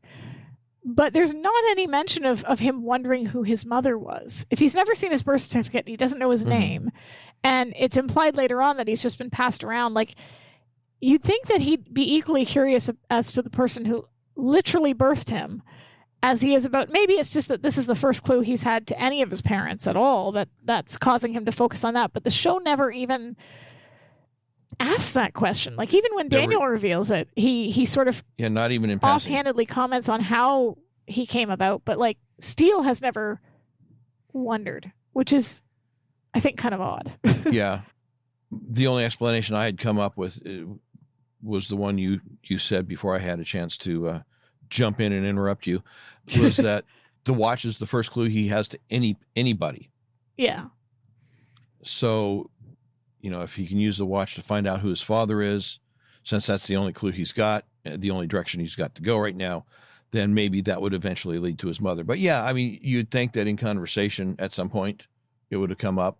Do you know who I am? No, I don't even know who my mother and father are. Yeah, because Laura says, don't tell me you've forgotten your own father. And I mean, we picked apart the whole fact in that statement alone that she knew he had amnesia. But he says, I feel like I've never known who my father is. I've never seen my birth certificate. She could have said, and your mother, or she could have said it later on, when his memory came back. So do you mean to tell me you don't know who either of your parents are? Have you never, right? It's just, his mother's never mentioned, at all. I don't know. I find that very odd. The only other explanation for Steele not mentioning it or asking about it or commenting on it would be as if he knew something about his mother already. Yeah, if somehow he knows that she's dead or she's, yeah. And he just chose not to mention her in whatever context the conversation would have brought it up. But yeah, Laura at least you would have thought at some point asked about mother and father. Since most people have, two. Well, and one even if each. they're not together, you know what I mean? They still exist. Yeah. I mean, there's an ingredient. There's a recipe. There's the daddy flower and the mommy flower, and they get together and they have a little cabbage. Anyway, yes, his mind is wandering, and through the mental fog, he sees a vision of Laura asking, "Is that why you won't tell me your name? Because you don't know it? Don't know it? Don't know it? Don't know it." The vision fades, and in its place is the face of a young lad staring at Steele. Is that the same kid that took Laura's purse? I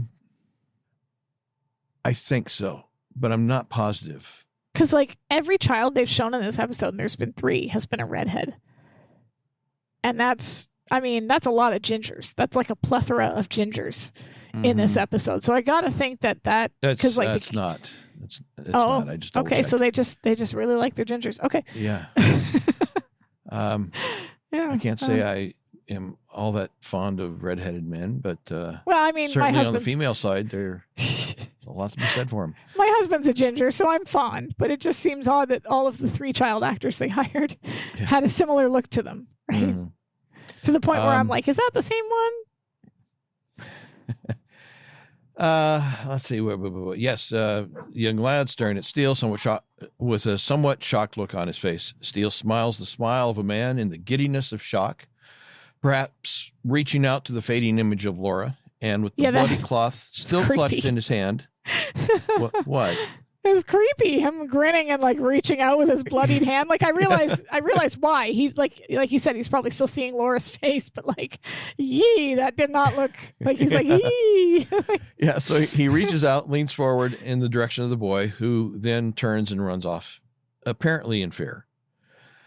And seemingly coming back to his senses, Steele draws his hand back and then leans back against the wall. Next, we see the horse-drawn carriage coming down the street.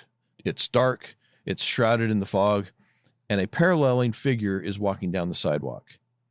As the figure passes into a stray pool of light, we can see that it's Laura. And as the carriage passes, we can see the bloodied body of the nurse inside the carriage. Carriage continues on. Laura has paused to look up at something that has caught her attention. It is the sign declaring the property to be the Prospect of Whitby Ale House. She pushes the large glass door open and enters. We cut back to the carriage.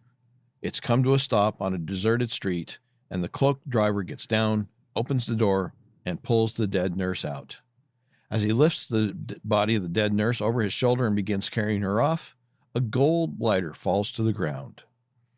The driver sets the nurse's body down, leans it up against the wall. At the same time, Mildred comes walking down a nearby sidewalk. She sees the figure of the driver bent over the body of the nurse and takes off running in a panic.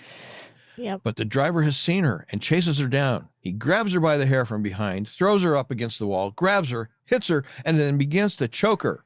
Poor Mildred. Like she's been kidnapped. She's been returned. She's been like, this just sucks for Mildred. I'm just saying.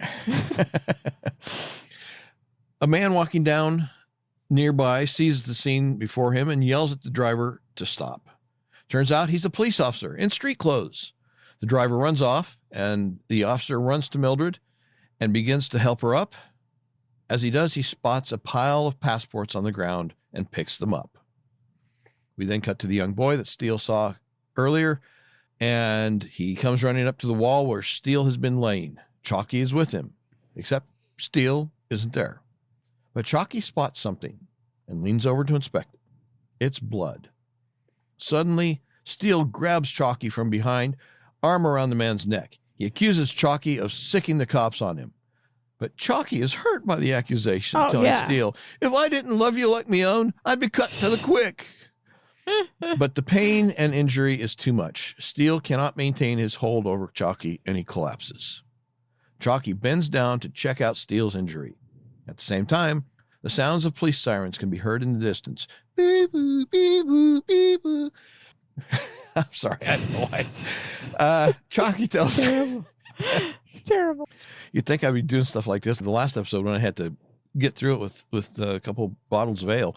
Chalky tells Steele that it's not safe for him to be out on the streets. Steele just needs to stay put, and Chalky will get some Band-Aids and some hot food for Steele.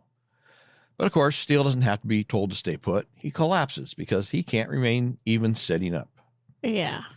Next, we see Laura come running out of the pub at the sound of the sirens. Spotting the commotion of police officers, cars, and more, She runs over to see the inspector kneeling over the body of the nurse. Laura spots Mildred off in another direction and runs over to her, asking if she's all right. Mildred apologizes, saying she couldn't let Laura come down here alone.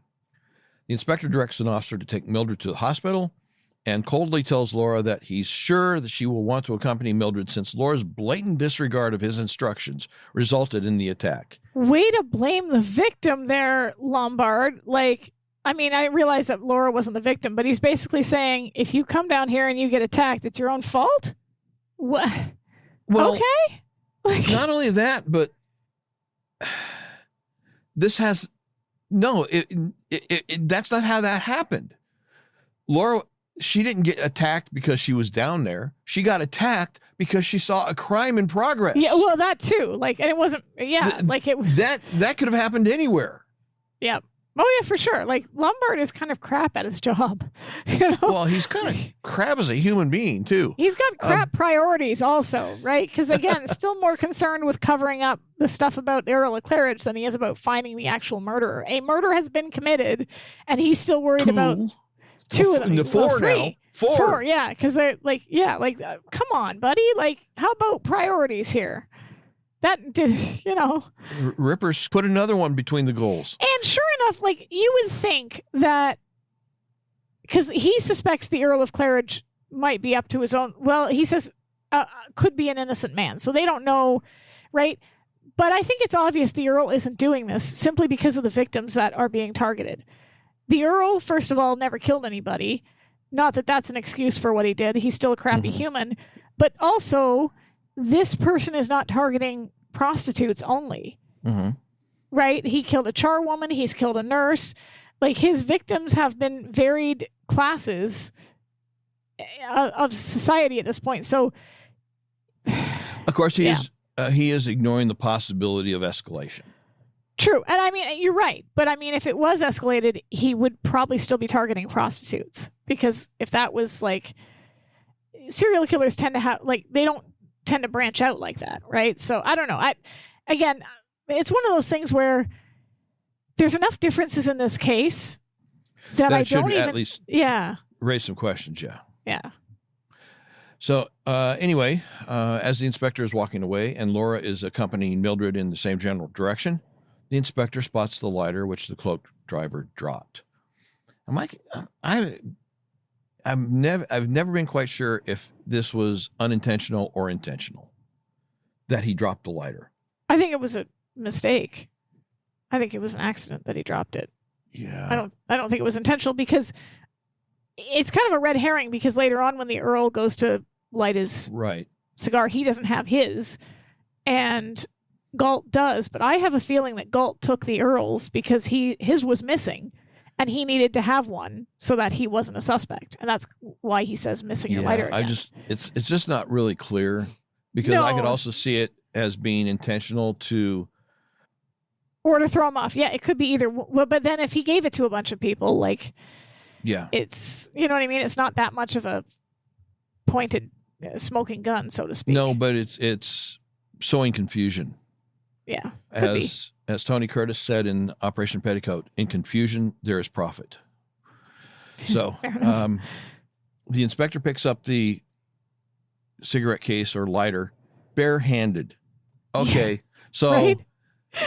Laura notices it, because this is bad form. So, but she's done this a million times. This is the Laura Holt School of Forensics right here. Like but that's different. See? Yeah. Okay. And Laura notices and with an accusing tone tells the inspector that it's a pity he won't be able to get any fingerprints off the lighter now that he's handled it, obviously intending to damage the fingerprints. So she begins to blackmail him by telling him that unless he tells her what's going on, she will be forced to inform his superiors about the evidence that he's obviously trying to conceal. Except, he literally just picked it up. Okay, he did it poorly, but like, there's no evidence to her other than the fact that he's picked it up and that he's planning to conceal it. He might have just screwed up. He's not a very good chief inspector. But also, that could have been dropped at any point during the day. There's no guarantee that that's connected to what's happening right now. People drop stuff all the time. So, Like, it's not exactly a smoking gun. She's kind of taken a bit of a leap here.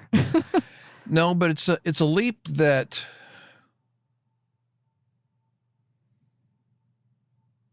is kind of, it's based on enough facts that she is playing a bluff, because he picks it up and he curls his fingers over it. He holds it like he's palming it.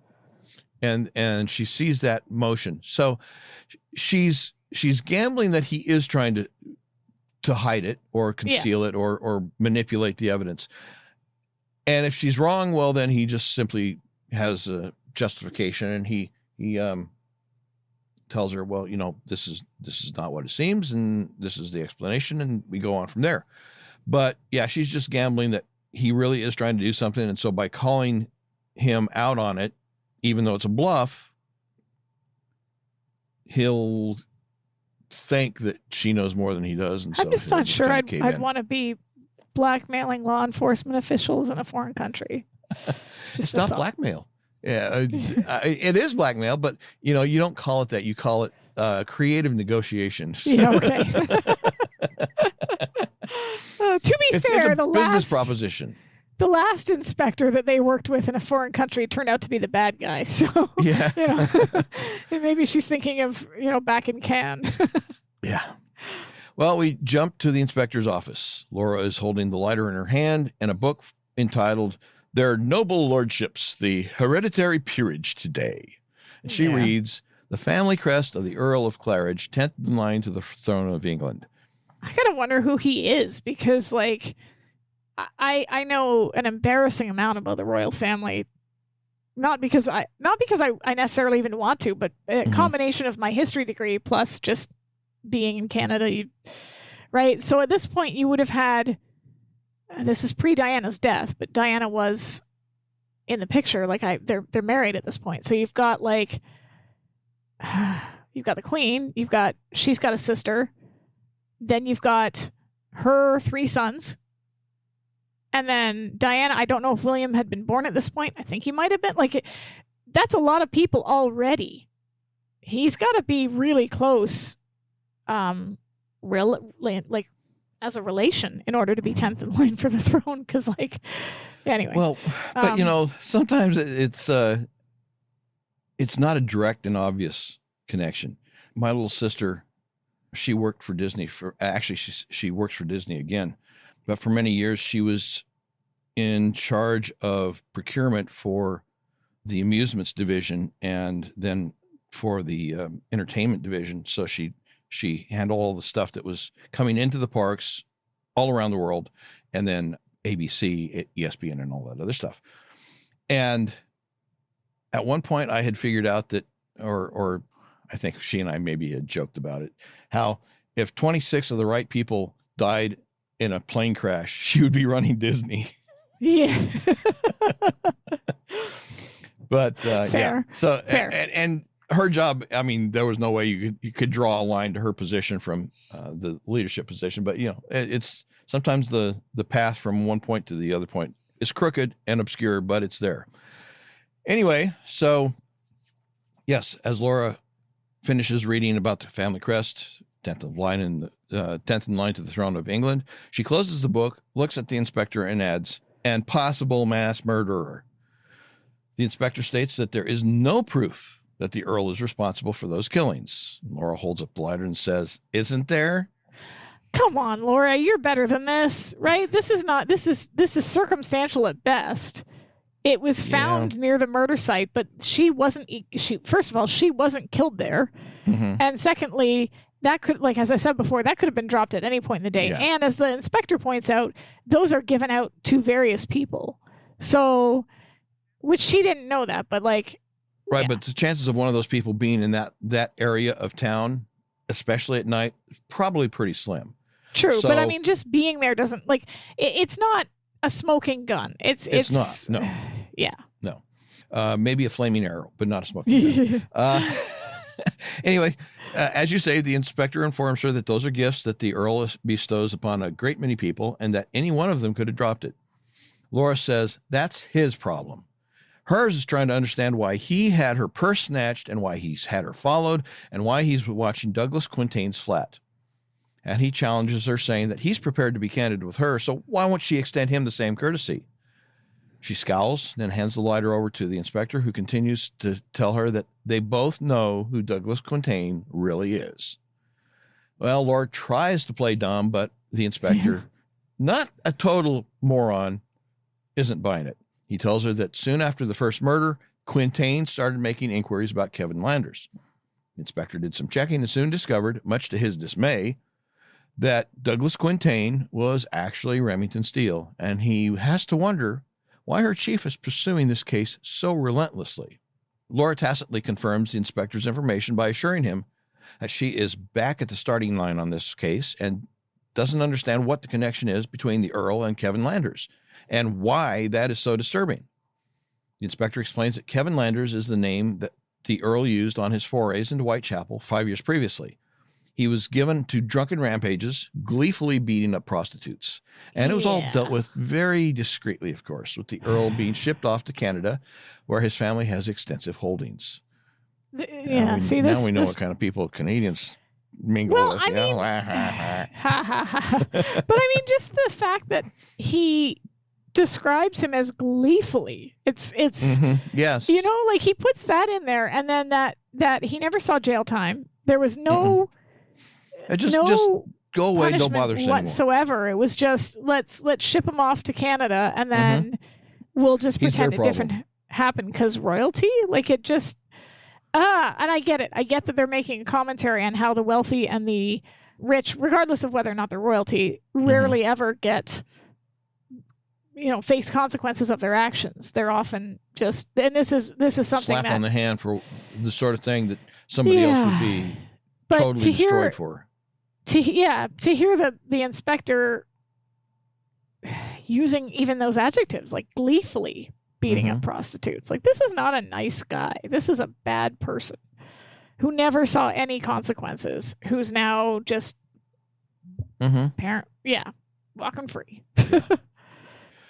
Laura labels the Earl a royal remittance man before the inspector concludes, saying that immediately upon the Earl's return to England, the killings began. And the first victim was a Whitechapel tart. Charming. Laura catches the inspector's exclusion of the other victims from his summation. Yep. The inspector steps over to his desk, picks up the file on the case, and begins handing Laura crime scene photos and reads, Emily Brent, solicitor's secretary. Hilda Lake, charwoman. Varick Claythorne, nurse at Grand Ormond Street Hospital. And Laura understands the significance of the killer not selecting only prostitutes. Yeah, like she's pointing that out. He's not confining himself anymore. Well, actually, it's the inspector kind of pointing it out to her. Yeah, okay, well, true. And the inspector reinforces the point by stating that this is another reason why Steele must be stopped. Because if he makes the information public, it could ruin a potentially innocent man. Okay, innocent of the murders. But still kind of deserves to get ruined, though, for other things. Like, well, yeah, but let's be clear. Like, well, but see, here's the real motivation here. Worse, the inspector concludes, is that he could be reduced to station sergeant as a result. This is what he really cares about is his career. He doesn't care that these women are being killed, and he, could ruin an innocent man. He should be ruined, not for the murders, of course, but for the assaults, the multiple assaults that he clearly committed against other women. Like, I get not wanting to. If you're a good cop, if you're an honest cop, you're not going to want to see somebody go down for something they didn't do. So if he's not a murderer, then sure, make sure he doesn't get arrested for murder. But like, yeah, he's more concerned with Steele and in his own career than he is about the fact that several people have been murdered. Like, this is a serial killer now. We're in the multiples. Like, do your job, man. Do your job. Every time I hear that word, that phrase, or that term, serial killer, all I can think of is Kellogg. I know. Anyway, the phone rings, the inspector answers, and after a moment he tells the caller, no, don't do anything until I arrive. He hangs up and tells Laura that it seems that one of their chickens has come home to roost. Well, it's still night, and Laura is accompanying the inspector and a cadre of officers back to the location where Steele had been found by Chalky. As a matter of fact, Chalky is there to greet the inspector, suggesting that he's done his bit for Queen and Country, and the inspector will whisper a word in the magistrate's ear, right? Obviously, something as hanging out there over Chalky, some court hearing or whatever, and yeah, he's buttering his bread. But Steele has done it again. He's made a fool of Chalky, who protests to the inspector that he was right here. He has to be here. He was too hurt to go anywhere. And I agree. Clearly the scriptwriters don't, but I agree. Well, as Chalky's trying to explain himself, Laura, who's off to one side, becomes aware of something dripping on her shoulder. It's blood. She looks up and sees Steele hanging from a pulley suspended above the street. And how could somebody hurt as badly as he seems to be?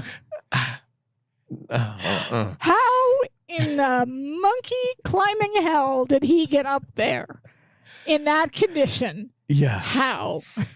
Anyway, Laura sees Steele give her the quiet shush.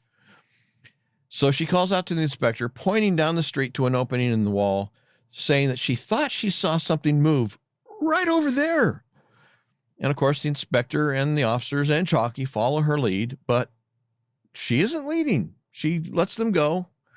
And instead, she runs over to where the rope for the pulley is secured and loosens it, lowering Steele to the ground. Unfortunately for her and for Steele, the pulley squeaks, and the inspector hears it, prompting him to lead the officers and Chalky back toward Laura and Steele. Except now they've made their escape, running down the dark, fog-enveloped street. Next, Laura and Steele are led into a very run-down apartment by a grumpy landlady who, in no uncertain terms, tells them 10 quid a night in advance, lose down the hall, no baths after 10, and no flushing after 11. Laura helps Steele onto the bed as the landlady looks on. Laura slaps the bill into her palm, telling her thank you and good night. The landlady doesn't move, prompting Laura to tell the woman again, good night, the second time. And when the woman yet again doesn't take the hint, Laura starts to push her out toward the door. Laura gets her out, closes the door, looks at Steele for a moment, and then strides toward the table and water pitcher that are at the side of the room, beginning to fill the small basin with water from the pitcher. All the while, she's scolding Steele that if he wasn't such a pitiful wreck, she'd clobber him for walking out on her like that. Without a note, without a word, a collect call. Shut up. Shut up. I'm sorry. Shut up. Could you repeat that? Could you say that again? Shut up. There was no note. Ha! Shut up. What was it? Jackie Gleason said, one more word, Alice. Bam, to the moon. She ceases chastising him long enough to order him to take off his shirt and then begins in on him again. What kind of relationship did they have or ever hope to have if every time she turned around, bingo, he was gone? I have to think that she doesn't know just how badly he's injured because, like, apparently he doesn't either. Because, like, this is medical attention should be the priority here, not the conversation, not the hospital. Out. Like, yeah, she just I don't know. Maybe she just thinks he's a little bit got a little tiny wound or something like that. But the man was gored. Like he needs a doctor. Yeah. Well, he hasn't removed his shirt. He's obviously in too much pain to do so. So she orders him to lift his shirt. And then when he doesn't respond quickly enough, she jerks it up and roughly shoves a water-soaked cloth onto his injuries. Poor guy. He groans at the treatment and then reminds her that it was her. She was the one who said that they needed to spend some time apart. He still could have called. He still could have written a note. He still could have let her know where he went. Shut up. So you decided to spend it a continental away, she quips. And I'd like to point out to Laura that apart is apart. It either is or it isn't. You're apart or you're not. The distance doesn't change the basic definition of apart. I would also like to point out that one of the commenters has just written, "Yep, no note, just as Sara said, us girls knew all along." All right, you're banned. You're banned. You're banned. I'm just relaying to you what the comments are from the listeners. And the listeners banned. The listeners banned. It's not my fault that I'm right and you're wrong. Anyway, just keep going. Fine. Well, Steele softly explains to Laura that he needed to find something. She looks at him for a moment and then asks, well, what was it you needed to find? And Steele gives a cryptic one-word answer. Me. Laura snarkily says that he was in Los Angeles last time she looked. And Steele asks her what's been the major stumbling block between them. Laura, not wanting to give up on her snit, sarcastically responds that perhaps it's his aversion to legwork. No, he says he means his name, his real name. He knew that Laura would not be, I have no idea what I wrote here. He knew that Laura he would think that he couldn't be honest about other things if he didn't give her her name. I think that's what I meant to write. Yeah. But my computer outwitted me. Are you smarter than a computer? No, apparently not. No. Laura throws up her hands in the air in frustration, telling him that she doesn't care anymore about what his name is. He can just make one up and she'll be all right with it. But Steele's response is that it's more personal than just his perception of Laura's need. Introspectively, he tells her that when it seemed that they might be going their separate ways, he realized that Remington Steele was just another name he had borrowed. And if he was going to have to give it back, he wanted something to replace it with that was truly his. I like this. I mean, I have issues with how he left. I have issues with the fact that note that he left that explains all of this. That he did not leave.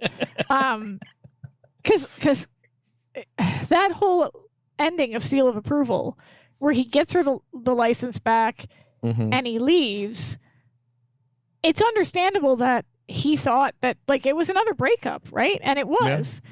And so I don't fault him for leaving, because he in that season he was jerked around so many times it was like a merry-go wheel, right? But and again, merry-go wheel.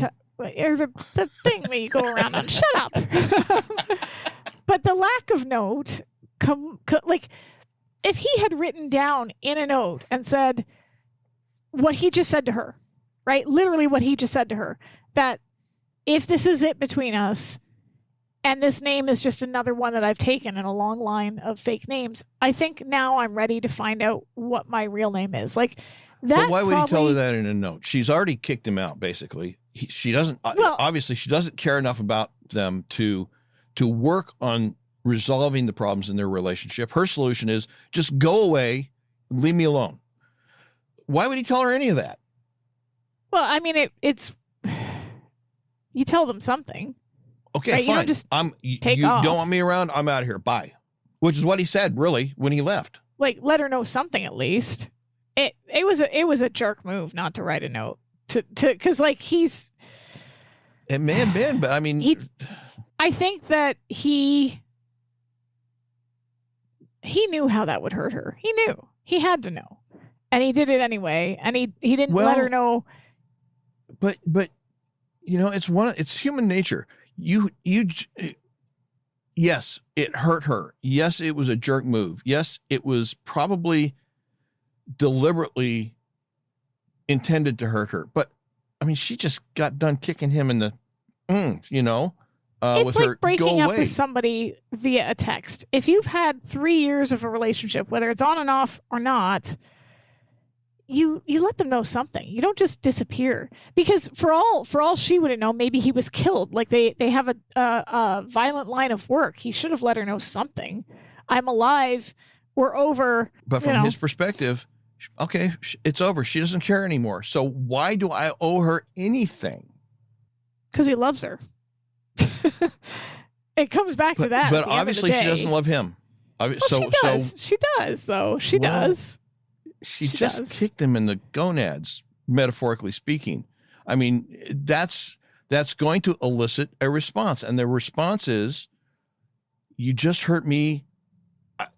It's just a natural response to hurt you back. And that's what he did. He left without I didn't say that. He left.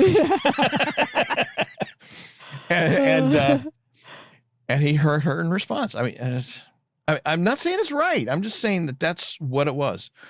So, yeah, I don't think he would, even if he had left her a note, which I still contend that he did, he wouldn't have put all of this stuff in it. It would have just been short, simple, to the point. Fine. You want it to be over? Fine. It's over. I think, but here's the thing, like, and again, not to get too far into the weeds with Steele of approval, because I have issues with both of them in that episode, right? Her for putting the blame of the agency and for taking off and for all the stuff. That conversation they have at the end where she says, like, we need to figure out who we are outside of the agency. Yes, subtextually it's a breakup, but it's a soft one. It's not one where it's like, we'll never be together again. She's clearly confused about her place and his place and everything else that's going on, right? So I don't know that he didn't give up on her when she put the can agreement in effect, when she was like, no, it is over. We are not together. We're just partners. He stuck around for a whole year. I don't know that this would be the thing that, like... But Steele of approval felt different.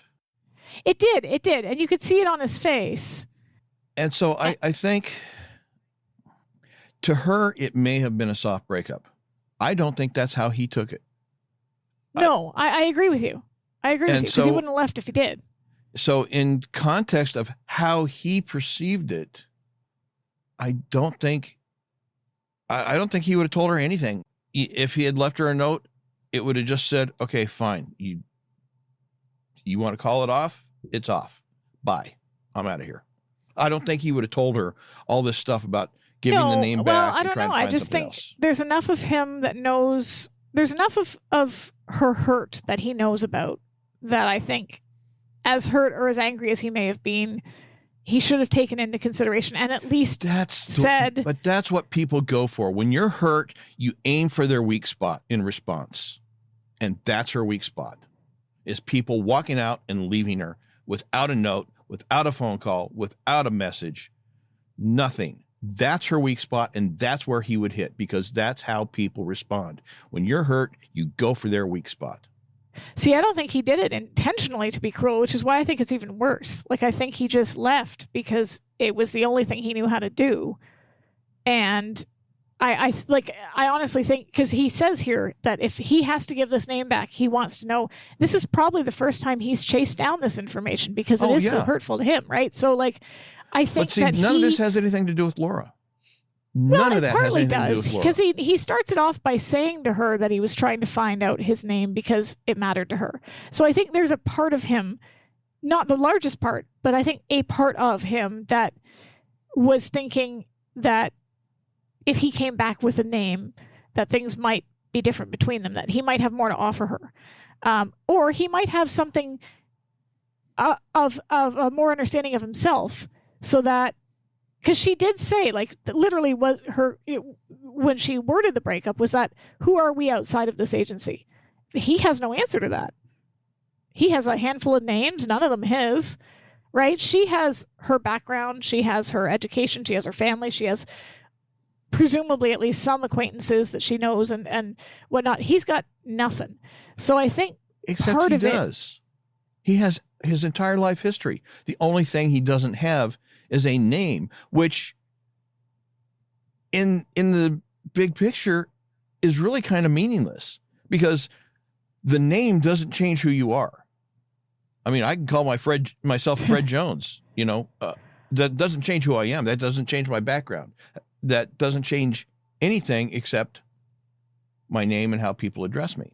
Well, I mean, I think it's the same reason people do those, like, DNA tests, those 23andMe DNA tests, because they want to know their background. They want to know their lineage. They want to know, because he doesn't even know when his birthday is, right? Mm-hmm. Like, finding out that information alone, just like, when was I born?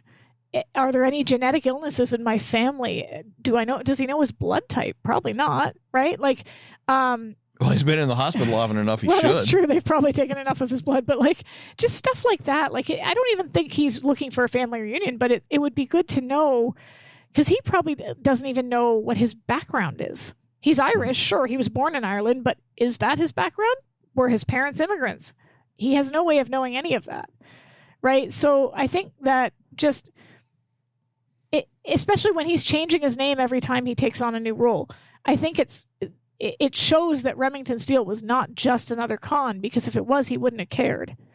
This was a name he wanted to keep, but when it looked like he wasn't going to be able to do that, that's when he decided, you know what? I need to know what the actual name is. I don't necessarily think that Remington Steele was a name he wanted to keep. I'm not saying it wasn't. I'm just saying I don't know if that's necessarily the important part here.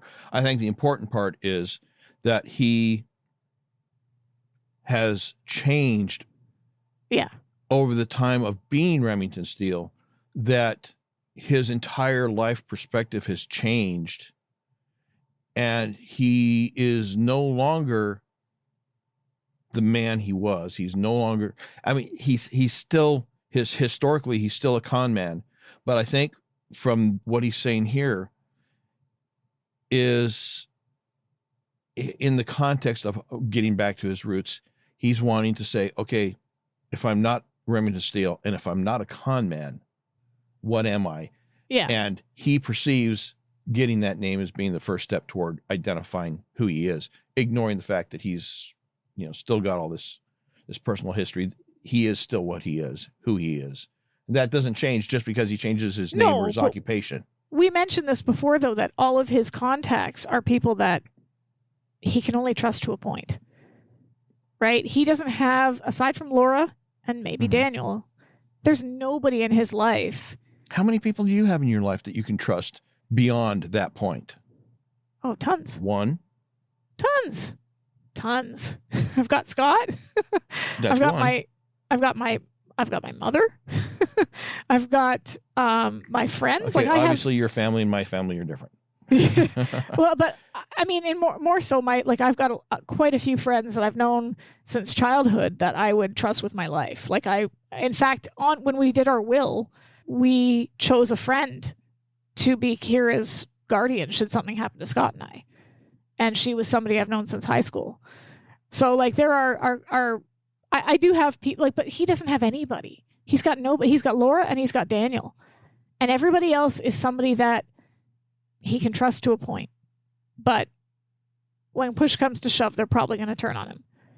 And that alone probably makes him, I don't think he's looking for a family reunion, but if you don't have a story, it's hard to build everything again. He's got to start over again. So he probably wants to know what that story is. Why was he given up? Why was he passed around? Why is he here?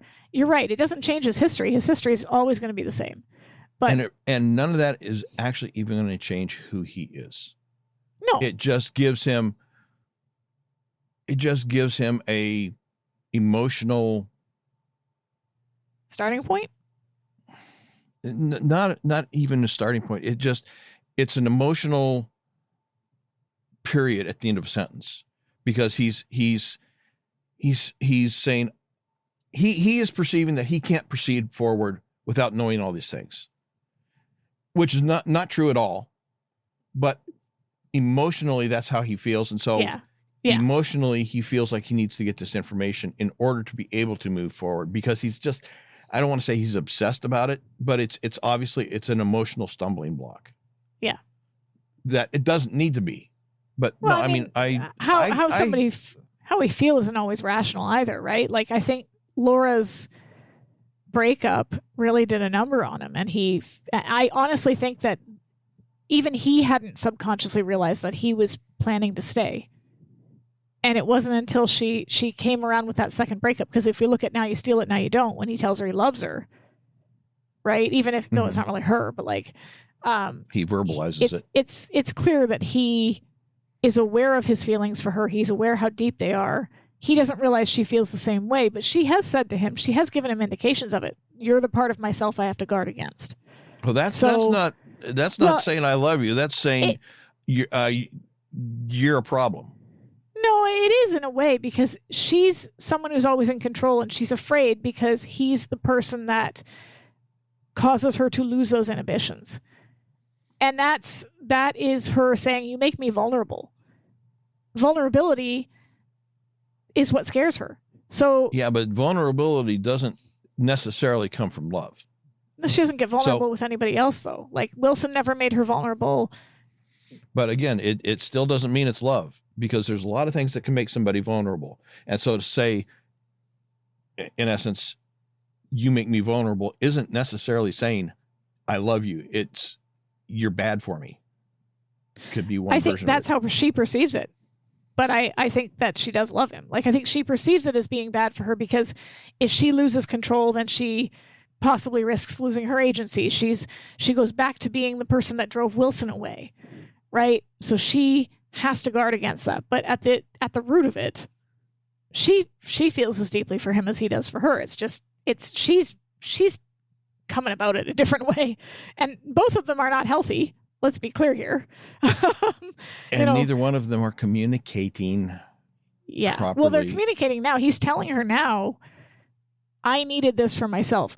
I do think he should have left a note, even if it was a note that said, I'm leaving and I'm not coming back.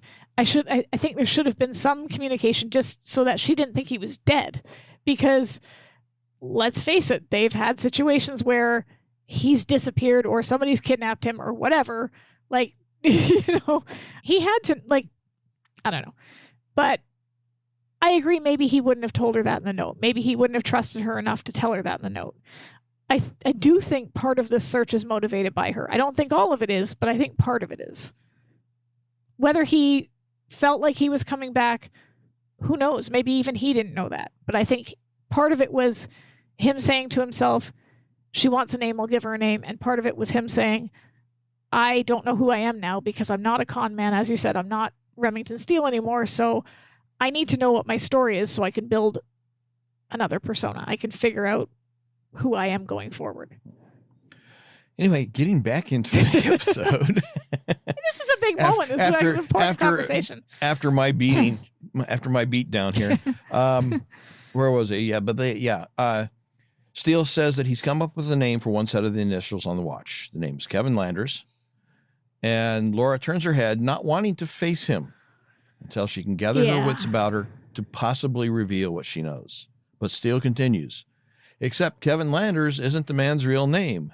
And not realizing she already knows, he asks if she's ready for the big twist. Grinning, he reveals that Kevin Landers is really the Earl of Claridge. You gotta love the fact that he's kind of like really tickled about this, because he obviously doesn't know about the Earl's other exploits. But like, now the idea that the guy from the streets could be royalty is just like that to him. That's a kick in the pants. He finds it funny. It's the ultimate joke. Yeah, and you can see Laura when she says, "And did you?" That's that moment, her whole tone, her whole body language, it all softens. She forgives him for all of it right there, because I think she understands that his need to find his past was important enough for him to go. And then, of course, when he reveals the KL connection, you can see it on her face, as you said. She doesn't want to tell him because, like that would be... That wouldn't be fun. Yeah, maybe he is your dad, but he also might be a murderer. And, even if he's not a murderer, he likes to beat up prostitutes. So that's there's that. Yeah. There's that family heritage, plus all the inbreeding. Sorry. Yeah. Well, I'm kidding. You know what they say. Not really. Laura gives him a nervous smile, and Steele, without humor, says, wouldn't it be a cork if it turned out he was related to royalty? After spending half of his life in dumps like this place, always been afraid of looking too deeply into the past, afraid of, and then he breaks off saying that he'll pay his lordship a visit in the morning. But Laura, both because of his condition, he's no condition to do it himself. Plus, they wouldn't let him on the. Like, come on, some dude comes staggering up, looking like he looks right now, smelling like he probably smells, and bleeding from the open chest wound. They're not going to be like, "Why, yes, come in and visit the Earl." It's not happening. Well, plus, I mean, Laura's really wanting to keep control of the situation until she gets more details and facts that Steele doesn't have and Yeah. which she needs to approach objectively because he won't. She won't hear of it. She tells him that she'll do it. So she kisses him on the cheek and then says that before anything else, they have to get him a doctor. Finally! Thank you, Laura. Oh, you've been bleeding all over my floor? Oh, yeah, right. this is, hey, let me chew you out first. And then, it's been an hour. Yeah, let me get a doctor for you. Yeah. I have to hope that she just didn't know the severity of his wound until she started treating it and then saw, oh, wait a minute. This is something that requires medical attention. Yeah. It's not a head wound. So, hey. Yeah. So next we get a close-up of the open watch. The music is playing as we read to SJ from KL. We see that Laura is holding the watch and that she and Mildred are in the back seat of a taxi driving through the countryside. Mildred has a very nice camera set up in her lap. Yep. And she's saying that they have his passports. The police confiscated all 5 of them. 5 passports from 5 different countries with 5 different names, but only one picture, his. And Laura, at least here, acknowledges that she knows the story by saying, I know Mildred, but she's unenthusiastic as she says it. Yeah. And when Mildred insists that she has a right to an explanation, Laura responds, yes. Laura responds that yes, she will get one, but first they have to help Mr. Steele. Or whoever he is, Mildred darkly quips. Yeah. Laura runs down the game plan with Mildred. Laura's playing the part of a reporter. What's that? I wonder if Laura is just like when she says I know, like, and she's like visibly upset. I wonder if it's just because Laura is now realizing it's going to be a heck of a lot harder to get him out of the country if the police have his passports. Yeah. This has now become a much more complicated situation. Yeah. Because he doesn't have a passport that says Remington Steele. Plus, so they now know some of his aliases and can connect him to all his past indiscretions. Yeah, like this is bad. Misdeeds. This is extra uber bad. It's bad with a side of bad. I'm bad, really, really bad. This is the musical episode. Well, Laura's playing the part of a reporter. Mildred is the photographer. And then she points out to Mildred that she won't get any award-winning pictures if she doesn't take off the lens cap. Yeah, it's an SLR camera. She'd have known that the lens cap was on as soon as she put her eye to the eyepiece. Anyway, taxi arrives at the Earl's estate. Inside, the Earl's bride-to-be, Catherine Galt, is getting her official portrait painted. Does Catherine Galt know about her husband's former habits? Because I got to think she probably doesn't. Not unless he's keeping them in the closet and she spotted him there. Right? Like, I can't imagine any woman. Catholic habit. I can't imagine I get it. Any woman willingly getting involved with a man who's like, yeah, so I used to get drunk and beat up prostitutes, but like, I'm totally over that now. So, yeah. Well, want it. Like, she is a commoner, so, she might be a little more forgiving than if she was coming from royalty.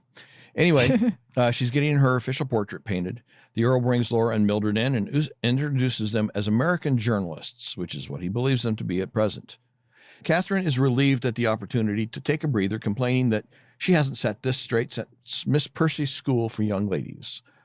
Mildred chuckles, and Laura suggests that they get a few shots of Miss Galt while she has a chat with his lordship, tapping the lens on the cap as a reminder.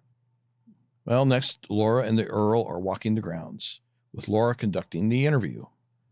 The Earl has been away from England for about 5 years, tending to his family interests in Canada. That's where he met Catherine, but England is his home, so he decided that's where he wanted the wedding. How lovely for the serial abuser. I feel so happy for him. Sorry, I'm just a little, hate this man. Laura wonders about the inconveniences of being recognized anywhere he goes because of the publicity surrounding his impending marriage, his picture in all the papers, on television, and so on. The Earl, recognizing a possible trap, asks her why she would suggest that he would have to go around London without being recognized. She says that, well, as beautiful as it is on this estate, he must get the urge to stroll through Hyde Park, visit a museum. She pauses. The Earl notices his cigar has gone out and he's patting his pockets, apparently looking for his lighter. Laura concludes with emphasis, take a ride in a handsome cab. Careful, Laura. Don't make him mad. You wouldn't like him when he's angry. Just saying. Yeah. Anyway, the Earl, realizing that there is a motive other than an interview, Oh, yeah, 100%. demands to know what she's driving at and what sort of interview this is. And at that moment, Bradford Galt, Catherine's brother, appears with his lighter, just like the one that was found at the crime scene. And he lights the Earl's cigar and comments that the Earl must have lost his again. The Earl he took waves, it. That's my theory anyway. The Earl waves off Bradford, saying that it's around somewhere. And after he introduces Bradford and Laura, he tells Bradford with a great deal of irritation that Miss Holt is one of those American magazine writers, no doubt with a deadline. And would he be kind enough to entertain her before she's forced to leave? Oof. Well, the Earl storms off before he turns green. Bradford comments that he's supposed... See what I did there? I got that. Yeah, I saw that. I saw that. That was good. Bradford comments that he's supposed to, that he supposes he'll have to get used to reporters. When Laura asks if he has something against publicity, he responds that he led a quiet life in Canada and finds it very disconcerting to have someone trying to snap one's picture all the time. Laura notes that his accent is more English than Canadian. Bradford acknowledges that yes, he and Catherine were born in London. However, Canada seemed to offer more opportunity. Yeah, like escape from the law, apparently. Or fresh victims, who knows? Yeah, right? Anyway, Laura and Bradford have been walking out in the garden and into a driveway where they come upon a hansom cab. Laura comments that it seems to be strangely out of place here. I don't think it is. This is an English estate that belongs to somebody who is royalty. It makes perfect sense they'd have a hansom. It could have belonged to the family. It could have gone back generations. Like, this isn't an odd sight at all. I've been through these estates. It probably isn't, but Laura, I think, is fishing for information. That's true. So she's using supposed surprise and misunderstanding as kind of bait, trying and get something that she can use. That's fair. Yeah. Bradford explains that the Earl's ancestors all rode to their wedding in one of these, and he plans to carry on the tradition. He notes that his lordship is a stickler for tradition to the degree that he has even sequestered Catherine and himself in a Mayfair flat. No hanky-panky before the vows are exchanged. Okay, here's where I want to psychoanalyze the Earl for a second, because, and I realize that this is not something the writers would have considered in the slightest, but it's just because they introduce this past that he has, which is brutal and violent, and then they brush it aside, right? Once he's cleared of the murder, it's like, he gets another chance. He's fine. He's good now. He's getting married. But I'm gonna put forward this theory, this psychoanalysis theory, that based on what Bradford has just said, he's a traditioner. He's traditional. He's a stickler for tradition. No hanky panky before the wedding, to the point where he sequestered her somewhere else so that he can't get to her, right? But we know that he's doing it anyway. So I'm going to go ahead and pose this theory that the Earl of Claridge was brought up in a way where he was taught so much about tradition and how you have to be proper and how it's like a Jekyll Hyde situation. Because if you've read that book, Dr. Jekyll was the proper Victorian man in every way, shape, or form. And he was rebelling against Victorian norms by creating this potion that would allow him to release all his inhibitions as Mr. Hyde and still be the proper Dr. Jekyll by day, right? Now, obviously, the potion gets out of hand. He starts to be able to uncontrol. He's not able to control the change, etc. The Earl, being a man who was brought up to always observe royal tradition, which, by the way, is insane. They have so many ways that they have to do things. Took to going out at night and going to these pubs, getting drunk and hiring these prostitutes, but then was so disgusted with himself and with them, because they're giving sex away freely, which he would have been taught was no, that he would then take out his rage on these women, right? And presumably somehow got over that. Whatever. And now with Catherine, he's exhibiting that same behavior, only this time she's a willing participant because, they're getting married, so he's maybe excusing that, and that's why it's not driving him into a rage-filled frenzy. There's my psychoanalysis for the day. I am not a doctor. I just play one on TV. Thank you for listening to my TED Talk. All right, we can keep going. Well, either that or he was frustrated before because he wasn't getting any, and now That he could be it is. too. So and angered by the fact that these women were so loose with their morals or But not with whatever him. he saw it. But like maybe, yeah, who knows? But either way, like he's scum. Yeah. He's just scum. I don't care. Well, as Bradford is continuing his conversation about hanky-panky and such, there's a sudden cry of distress from inside the house. Laura and Bradford rush up and inside and find Mildred on the floor, Catherine and a maid trying to help her up in the midst of an overturned tea cart, tea set, and a multitude of broken dishes piled up on the floor everywhere around the cart. Concerned, Laura asks, "What happened?" And Catherine informs her that Mildred became dizzy. Mildred, seeing the mess on the floor, apologizes. Catherine tells Laura that it might be best if she took Mildred upstairs to lie down for a while. Of course, the Earl doesn't like this idea, suggesting it's all nonsense. It's probably nothing serious. And at that, Mildred starts to pitch forward again, grabbing at her leg in the process. Again, she apologizes, saying that she's afraid she's hurt her ankle. So Catherine insists that the maid make up some rooms for Mildred and Laura so they can stay until Mildred is ready to travel. I have to wonder why Mildred chose to do this. I wonder was this if part of the plan? Yeah, was it part of the plan ahead of time? And B, if it wasn't, did she see the Earl storm in sans Laura, realize that it hadn't gone the way Laura had wanted it to go, and decide to try to extend their visit somehow? Those are my two theories. It's never explained. Yeah. I can't believe that Mildred would go to such an elaborate ruse on the spur of a moment with absolutely no information on which to base it. True. So it must have been the plan ahead of time then. Or at least a conditional plan, maybe. Yeah. Under certain circumstances, this is what we're going to do. In other circumstances, we'll do something else. I don't know. But it just seems like it had to have been in some way coordinated. Yeah, she had to have somehow known that things were not going well, that they weren't getting the information they needed. Yes. Well, Laura helps Mildred hobble out, and in doing so, they miss that the Earl is glaring at them as they leave the room. Get the close-up on his eyes. That close-up of his eyes. And I get that close-up is meant to hint that he is the killer, but they're not the same eyes. No, but there is the same contained rage. Yes, because he's a horrible human being who beats up women for fun. Like that's not a murderer, but it's throws not them far out of behind. his house when they've hurt their ankle. Yes. Yeah, he's not a murderer, but he's not really that far behind, right? So, yeah. Anyway, we have a time jump, and we see that it's night. Laura and Mildred are in a bedroom at the Earl's manor. Mildred is pacing while Laura is peering out the window from behind the curtains. Mildred wants to know what's going on. I mean, why did they have to make sure they spent the night? Why hasn't she told her? When Laura doesn't respond right away, Mildred pleads with her to tell her, assuring Laura that she can keep a secret. Laura assures Mildred that she may have to keep more than one if things turn out the way she thinks they will. Yeah, no kidding. Something out the window catches Laura's attention, and she jerks up, focusing on the driveway. It's the carriage, with its horse standing by, and the Earl cautiously moving toward it. The Earl climbs aboard, takes up the driver's position, and urges the horse forward. Inside, Laura tells Mildred to hold the fort and then takes off.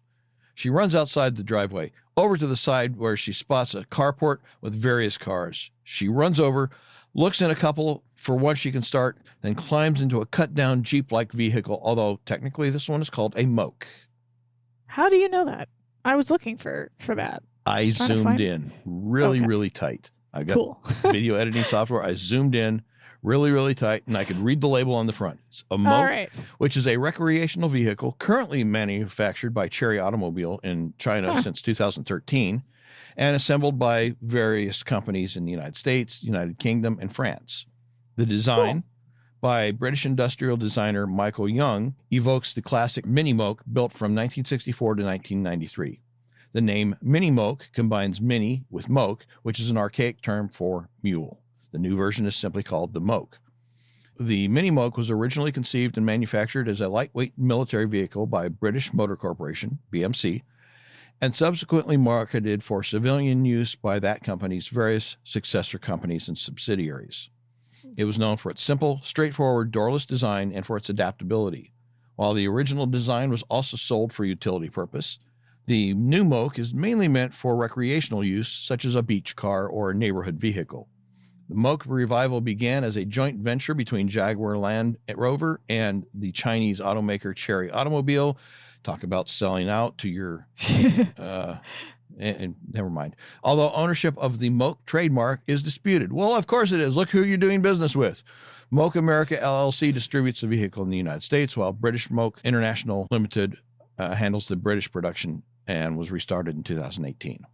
Anyway, suddenly Steele, who is very much recovered, leaps apparently totally fine now. Like, what? Leaps from the way back of the Moke into the back seat, grabbing Laura and covering her mouth with his hands. But Laura, not realizing who it is, tries to put up a fight until she recognizes Steele's voice shushing her.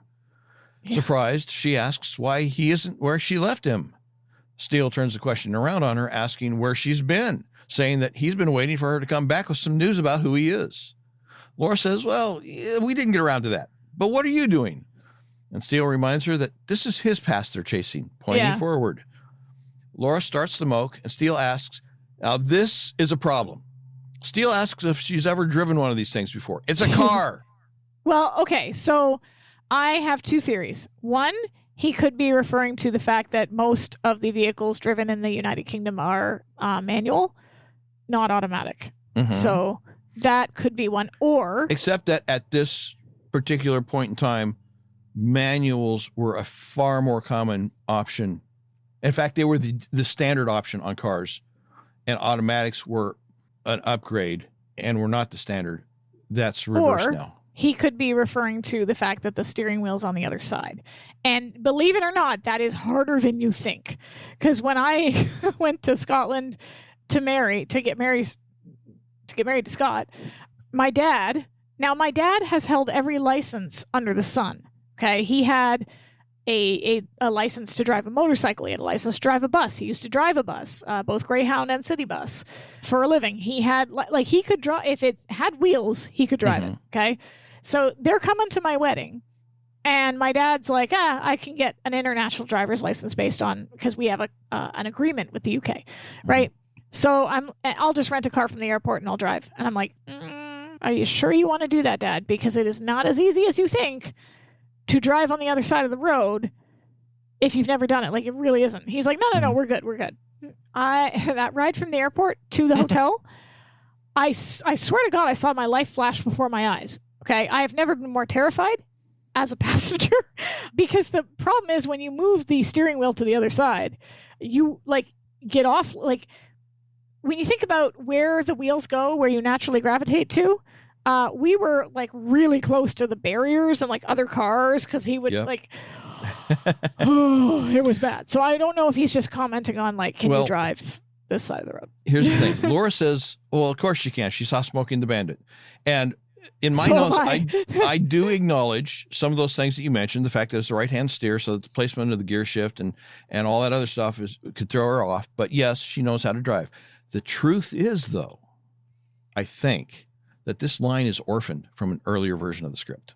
That could be it too. I'm not denying that it's maybe an awkward line, but here it goes originally. Yeah. Exterior grounds, night. As Laura charges out in search of a conveyance, she comes upon a small shed and discovers a motorcycle inside. Her eyes light up as she sees a key in the ignition, and she lugs the bike out. Now we jump forward. Remington, do you know how to drive one of these things? Laura, determined. I saw Easy Rider. I think they wanted to keep a movie reference in there. Right. But they changed it from a motorcycle, maybe because Stephanie couldn't drive a motorcycle, maybe because they, for safety reasons, didn't want to go that route. They changed it to a four-wheel vehicle. They needed to keep the joke in there. They kept the line, even though in a sense it really doesn't make sense. Doesn't even make sense. He's driving a big rig in that movie. I've seen that movie too, right? He's not driving a small little Jeep. He's in a truck. Well, Smokey and the Bandit, there's also that Firebird. But okay, yeah, fair enough. He's got it would have been better if this question that he asks was rewritten in a way to, have you ever driven a right-hand steer on a right-hand on a left-hand side drive street or something? Something more appropriate. But yeah, they And then she could have said, yeah, I've seen the Italian Job. Yeah. Right. Like there could have been a reference there because it's a European car. They're in Europe. Like it could have been. Yeah. You're right. It is an awkward line. And I kind of flagged it too. But like then I recall back to the harrowing experience that was driving home from the airport. And I will point out too that Scott, when he first got here, had a habit of drifting to the other side. And there was a few times where I took there's a couple times where he went the wrong way down a one-way street. And I'm like, not in Britain, not in Britain, not in Britain. And he had to fix where he was going. And then the first time, and he'll hate that I'm putting this on the podcast, but just I'm doing it anyway. When he first came to Canada and rented a car, it's a good thing that he got the insurance. Because we'll leave it at that. He backed into a Tim Hortons sign. Which is the most Canadian way you can damage a car. But there we are. He's backing up and I'm like, don't hit the pole, don't hit the pole, don't hit the clunk. Pole. Right? Because he wasn't used to looking for the blind spots where they were. So yeah, it is a lot harder than people think. Anyway, Laura and Steele follow the Earl in the carriage upon which he rides to a house in the city. They observe the Earl walk up to the door and then let himself in. As Laura and Steele sit, observing, Steele wipes his face, probably both in frustration at the lack of action and information, as well as the frustration of his still dirty and disheveled state, and asks... Poor guy. Yeah, his injury has nothing to do with it at this point because he's fully recovered. Now that we've seen London by Night, would you mind telling me why we're following someone who could very possibly be a very, very close relative of mine, and why, incidentally, he's bouncing around on the top of that carriage? Laura hesitates, takes a deep breath, then begins in a distracted and indirect way that she has when she has something unpleasant to say and wants to just come right out and say it. She observes, and doesn't want to come right out and say it. She observes that Steele has been a little busy trying to track down his past, and he probably hasn't paid much attention to the news, the happenings of the day. Steele, scratching at his lip, muses that he can always tell when she's about to impart some very unpleasant news. And at this, Laura, not looking at Steele, lifts her eyebrow. Nice touch on Stephanie's part to fill in that. Steele says she's got a revealing tell, concluding by saying she lifts her eyebrow. Her left eyebrow starts twitching. Starts to twitch, yeah. Yeah. Laura raises her hand to her eyebrow, covering it, running her hand across it, and denies that she does that. The silence between them sits there for a moment. Then Laura continues to pretend that his comment about her eyebrow didn't get to her. But then, as they're continuing to sit, the quiet is broken by the sound of a door being hurriedly closed. We see the infamous cloaked carriage driver, their suspect, come from the house. The figure climbs down into the carriage and begins driving. Steele cluelessly asks what they're doing. Laura intently tells him that they are chasing a murderer. Steele is stunned. In disbelief, he begs for clarification, asking, "The Earl of Claridge is a murderer?" Laura shrugs her shoulders in resignation. She didn't want to tell him this way. Still stunned, Steele asks how she intended to tell him. Send him a postcard? I like that line. They take off in pursuit of the carriage. Racing through the once again fog-shrouded streets, they eventually, but suddenly, come upon the carriage, nearly running into it before they stop, only avoiding hitting the carriage by running into a wall. With the impact, Laura falls out of the moke. Steele jumps down next to her, still fully recovered from his injuries. She's lying, holding her knee. Steele helps her up and seats her on a tarp-covered crate or some such thing that just happens to be there. Yeah. He tells her to stay put, then takes off after the Earl. As she is sitting, staring off in the direction of Steele's departure, a shadow appears on the wall behind her. It's the shadow of the man in the tall hat, just like the one the cloaked figure wears. And as the music, vaguely reminiscent of the Psycho music, though much less intense, the camera moves into Laura, and isolating her from the background creates this unwelcome feeling of closeness. It's good. It's good the way it's kind of like zeroing in on her. She turns her head and then sees the figure. As she begins to cry out in surprise, the figure reaches out and grabs her by the throat. He lifts her up and begins shaking her like a wolf with prey between its teeth, ferociously shaking the animal to further subdue it and hasten its death. The figure throws Laura onto the hood of the moke, allowing him to increase the pressure on her throat to further subdue her and hasten her death. In the struggle, Laura manages to reach out and press the horn button on the steering wheel of the vehicle. Some distance away, Steele hears the horn, giving him an unsettling feeling. He calls out to Laura in an attempt to confirm that it was somebody else sounding the horn and not her sounding it as a signal. Getting no response, which wouldn't have been very likely in any case, given the apparent distance between them and the fog, which would have acted as a damper, he takes off running back toward Laura. We see that Laura has managed to get to her feet and partially away from the Earl, but as she attempts to escape, he easily catches her, grabs her, and hits her, knocking her down. He picks her up and places her in the carriage. He climbs up onto the carriage and drives the horse forward, but Steele, running up out of the fog, yells, "Whoa!" and grabs at the horse and reins. The figure begins to strike at Steele with the horsewhip, but the figure is still holding on tightly to the reins so that when Steele grabs them from the side of the horse and yanks, the jerk of the reins jerks the figure forward, throwing him off balance and off the side of the carriage. Steele, foolishly ignoring the figure because Steele doesn't know the rules, which dictate that you secure the scene first. Of course. You secure the suspect first before you start searching for victims. He starts in toward Laura to check her out. But the cloaked man isn't unconscious, as Steele had presumed, and attacks him from behind. Steele is thrown up against the side of the carriage. No abdomen injury at all. No, of course to not. affect his ability to fight. Punches are thrown as Laura, still sitting inside the carriage, is observing as she is recovering from her own attack. Steele gets the upper hand, and with their suspect pinned against the side of the carriage, and with Steele delivering a few final blows to the suspect's face, Fred Jones and the Scooby-Doo, Steele pulls up the villain's mask, revealing his face, and Laura tells us his name. It's Old Man Thompson. Bradford Galt, prompting Steele to ask, who the hell is he?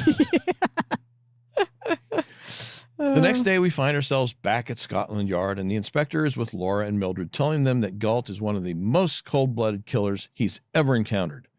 Lombard explains that from what they've been able to determine, Bradford Galt worked as an odd-man job in a boarding house for women several years previously. Rumor had it that the old lady who kept the place had a considerable sum of money hidden somewhere in the house. So Galt, being the ambitious type and hungry for a proper start, began searching for the money. Unfortunately for her, she surprised him, he killed her, then fled to Canada. However, he left a bloody fingerprint on the hammer used to bludgeon the woman. Laura surmises that Galt must have realized the publicity surrounding his sister's marriage would spill over onto himself. The inspector concurs. There he'd be, escorting her up the aisle, pictured in all the newspapers and on television, and surely one of the women from the boarding house would have recognized him. Mildred says yes, she understands that, but she doesn't understand why it is that the Earl was running around in a carriage. Laura explains that, as Galt truthfully stated, the Earl is a very proper man. He didn't want anybody to know that he was seeing his fiancée before they were married. The inspector adds that the reporters from some of their more sensational tabloids had been camped outside the estate, but with the hansom cab, the Earl could cut across the grounds and leave without being seen. Laura adds one final detail. Galt knew that he had several uninterrupted hours to use the Earl's carriage. Several hours? Yeah, apparently he very dedicated to his job. Yeah, I guess so.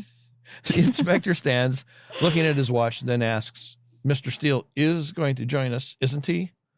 Laura pauses, takes a deep breath, and then hesitantly says that, well, he just needed a few moments to make himself presentable.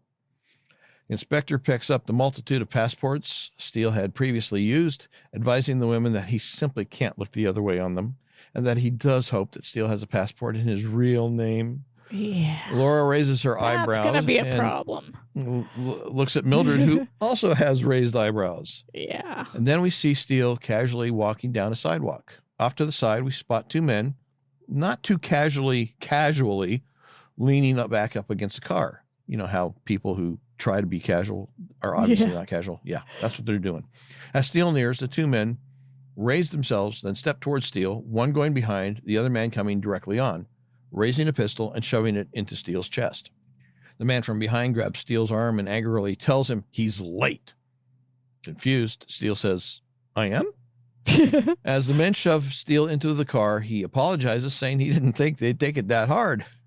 Well, and he's I should point out he's finally cleaned up. He's got a suit, his normal suit on. He looks good. He looks clean, right? This is probably the first episode where we've seen Steele barely wear a suit, right? Like it's the last 30 seconds of the episode.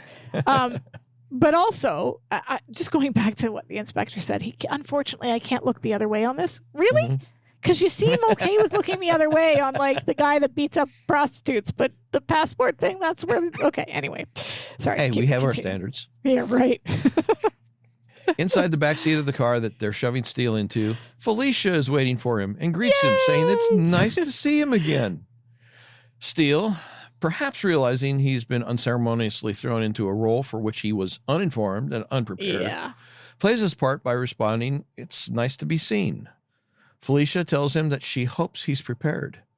And when Steele asks what he's supposed to be prepared for, Felicia purrs. "My darling, you're going to kill the Earl of Claridge." And Steele has this glazed, "What did I do to get into this? And what do I do to get out of this?" look on his face as the car pulls away from the curb and the screen freezes and we see the words, "To be continued." Yeah. Wow. Yeah. Anything else to add? I mean, you've already said everything. I mean, what else is there to say, right? There was no note. It's a crazy season opener. Like, I have to give them props for taking such a big swing with everything that is going on in this episode. The atmospheric fog, the allusions to Jack the Ripper, all of the stuff with him searching for his past. Like, I think this is one of the better openers that we've had. I enjoy it. I don't know that the second half feels as coherent as the first half. I think because it's like, I don't know, it feels like a completely different story that they're just sort of shoving in there just because they happen to be in England. Yeah. It kind of is a different story, but there's that continuing thread of Steele and the Earl carrying through. Yeah. So it's nice in that they are both separate episodes. You can watch one without watching the other. They are self-contained in the sense of the major story here concludes, and then we go on to the next one, and the major story there you can pick it up without having seen the first part. Yeah, but it's got that continuing thread that goes through it. Steele, the Earl, possibly being his father. And it sets up a lot of the threads we're going to see unravel in season 4, specifically Mildred's disillusionment with him and that hero worship that goes away, which I really like how that gets followed throughout the season, because it does come up in a couple of spots where she doesn't just get over it, and she shouldn't, because they lied to her for 2 years. They lied to her for 2 years. They lied to her. I mean, you can make the argument that Steele did tell her, but he honestly knew that she didn't really believe him, and he didn't make an effort to follow that up. So yeah, it's a good. I mean, aside from the fact that I enjoy this one, and I may have ranted about the Earl a bit, but other than that, it's a good. I'm just saying, it's a good episode. It is a good episode. All right. Yeah. Well, if there's nothing else, we'll remind everybody about the website, SteeleWatching.com. There you'll find the show notes, Amazon link to Smokey and the Bandit, and a link to all sorts of other resources, such as... Oh, also, what about Invasion of the Body Snatchers? That's our other movie reference. Right? The beginning, Mildred tells Laura, beginning, she tells her that she was watching an old movie on TV. Just saying, that was also a film reference. All right. I guess I just kind of dismissed that because it wasn't directly tied to the story. But okay, yeah, it's in there too. So, two movies. All right. Yeah, sorry. Other resources. That would be you. That is our Facebook page, our Twitter and Instagram, as well as the unofficial Facebook group, SteeleWatching, SteeleWatchers Facebook group. So you can join us there. You can debate about the note. Feel free to set up a poll if you like. I don't know. But also we do other things. Somebody get this horse out of here, please. It's stinking up the place. You can also support us either by buying us a coffee, a one-time sort of little donation, or become a subscriber. And comment in real time as we discuss the important issues such as the note live. Minor point. But either way, you can do that too. So those are the things that we have. Yeah, and if you make a comment in the chat for the live stream that I don't like, I will banish you. It's all right. I'll bring you back. Anyway, all right. Well, that ends this one. Steele Searching Part 2 is the next episode, and that's going to be Sara's lead. So I guess that's it. So bye-bye, everybody. Bye-bye. Hey, everybody. Eric and Sara here. Just a quick announcement to let you know that, yes, we do appreciate everyone who listens, participates, and supports the podcast in whatever way you do. But we wanted to give an extra thank you to those who are so graciously giving to be monthly financial supporters. We are making live streams of our recording sessions available to anyone who is a monthly financial supporter. So not only can you watch us live as we record our podcast episodes, you will be getting access to the raw, behind-the-scenes, unedited version of episodes before they get officially released. And Sara, does that include our mistakes and screw-ups and our humiliating? Oh, yeah.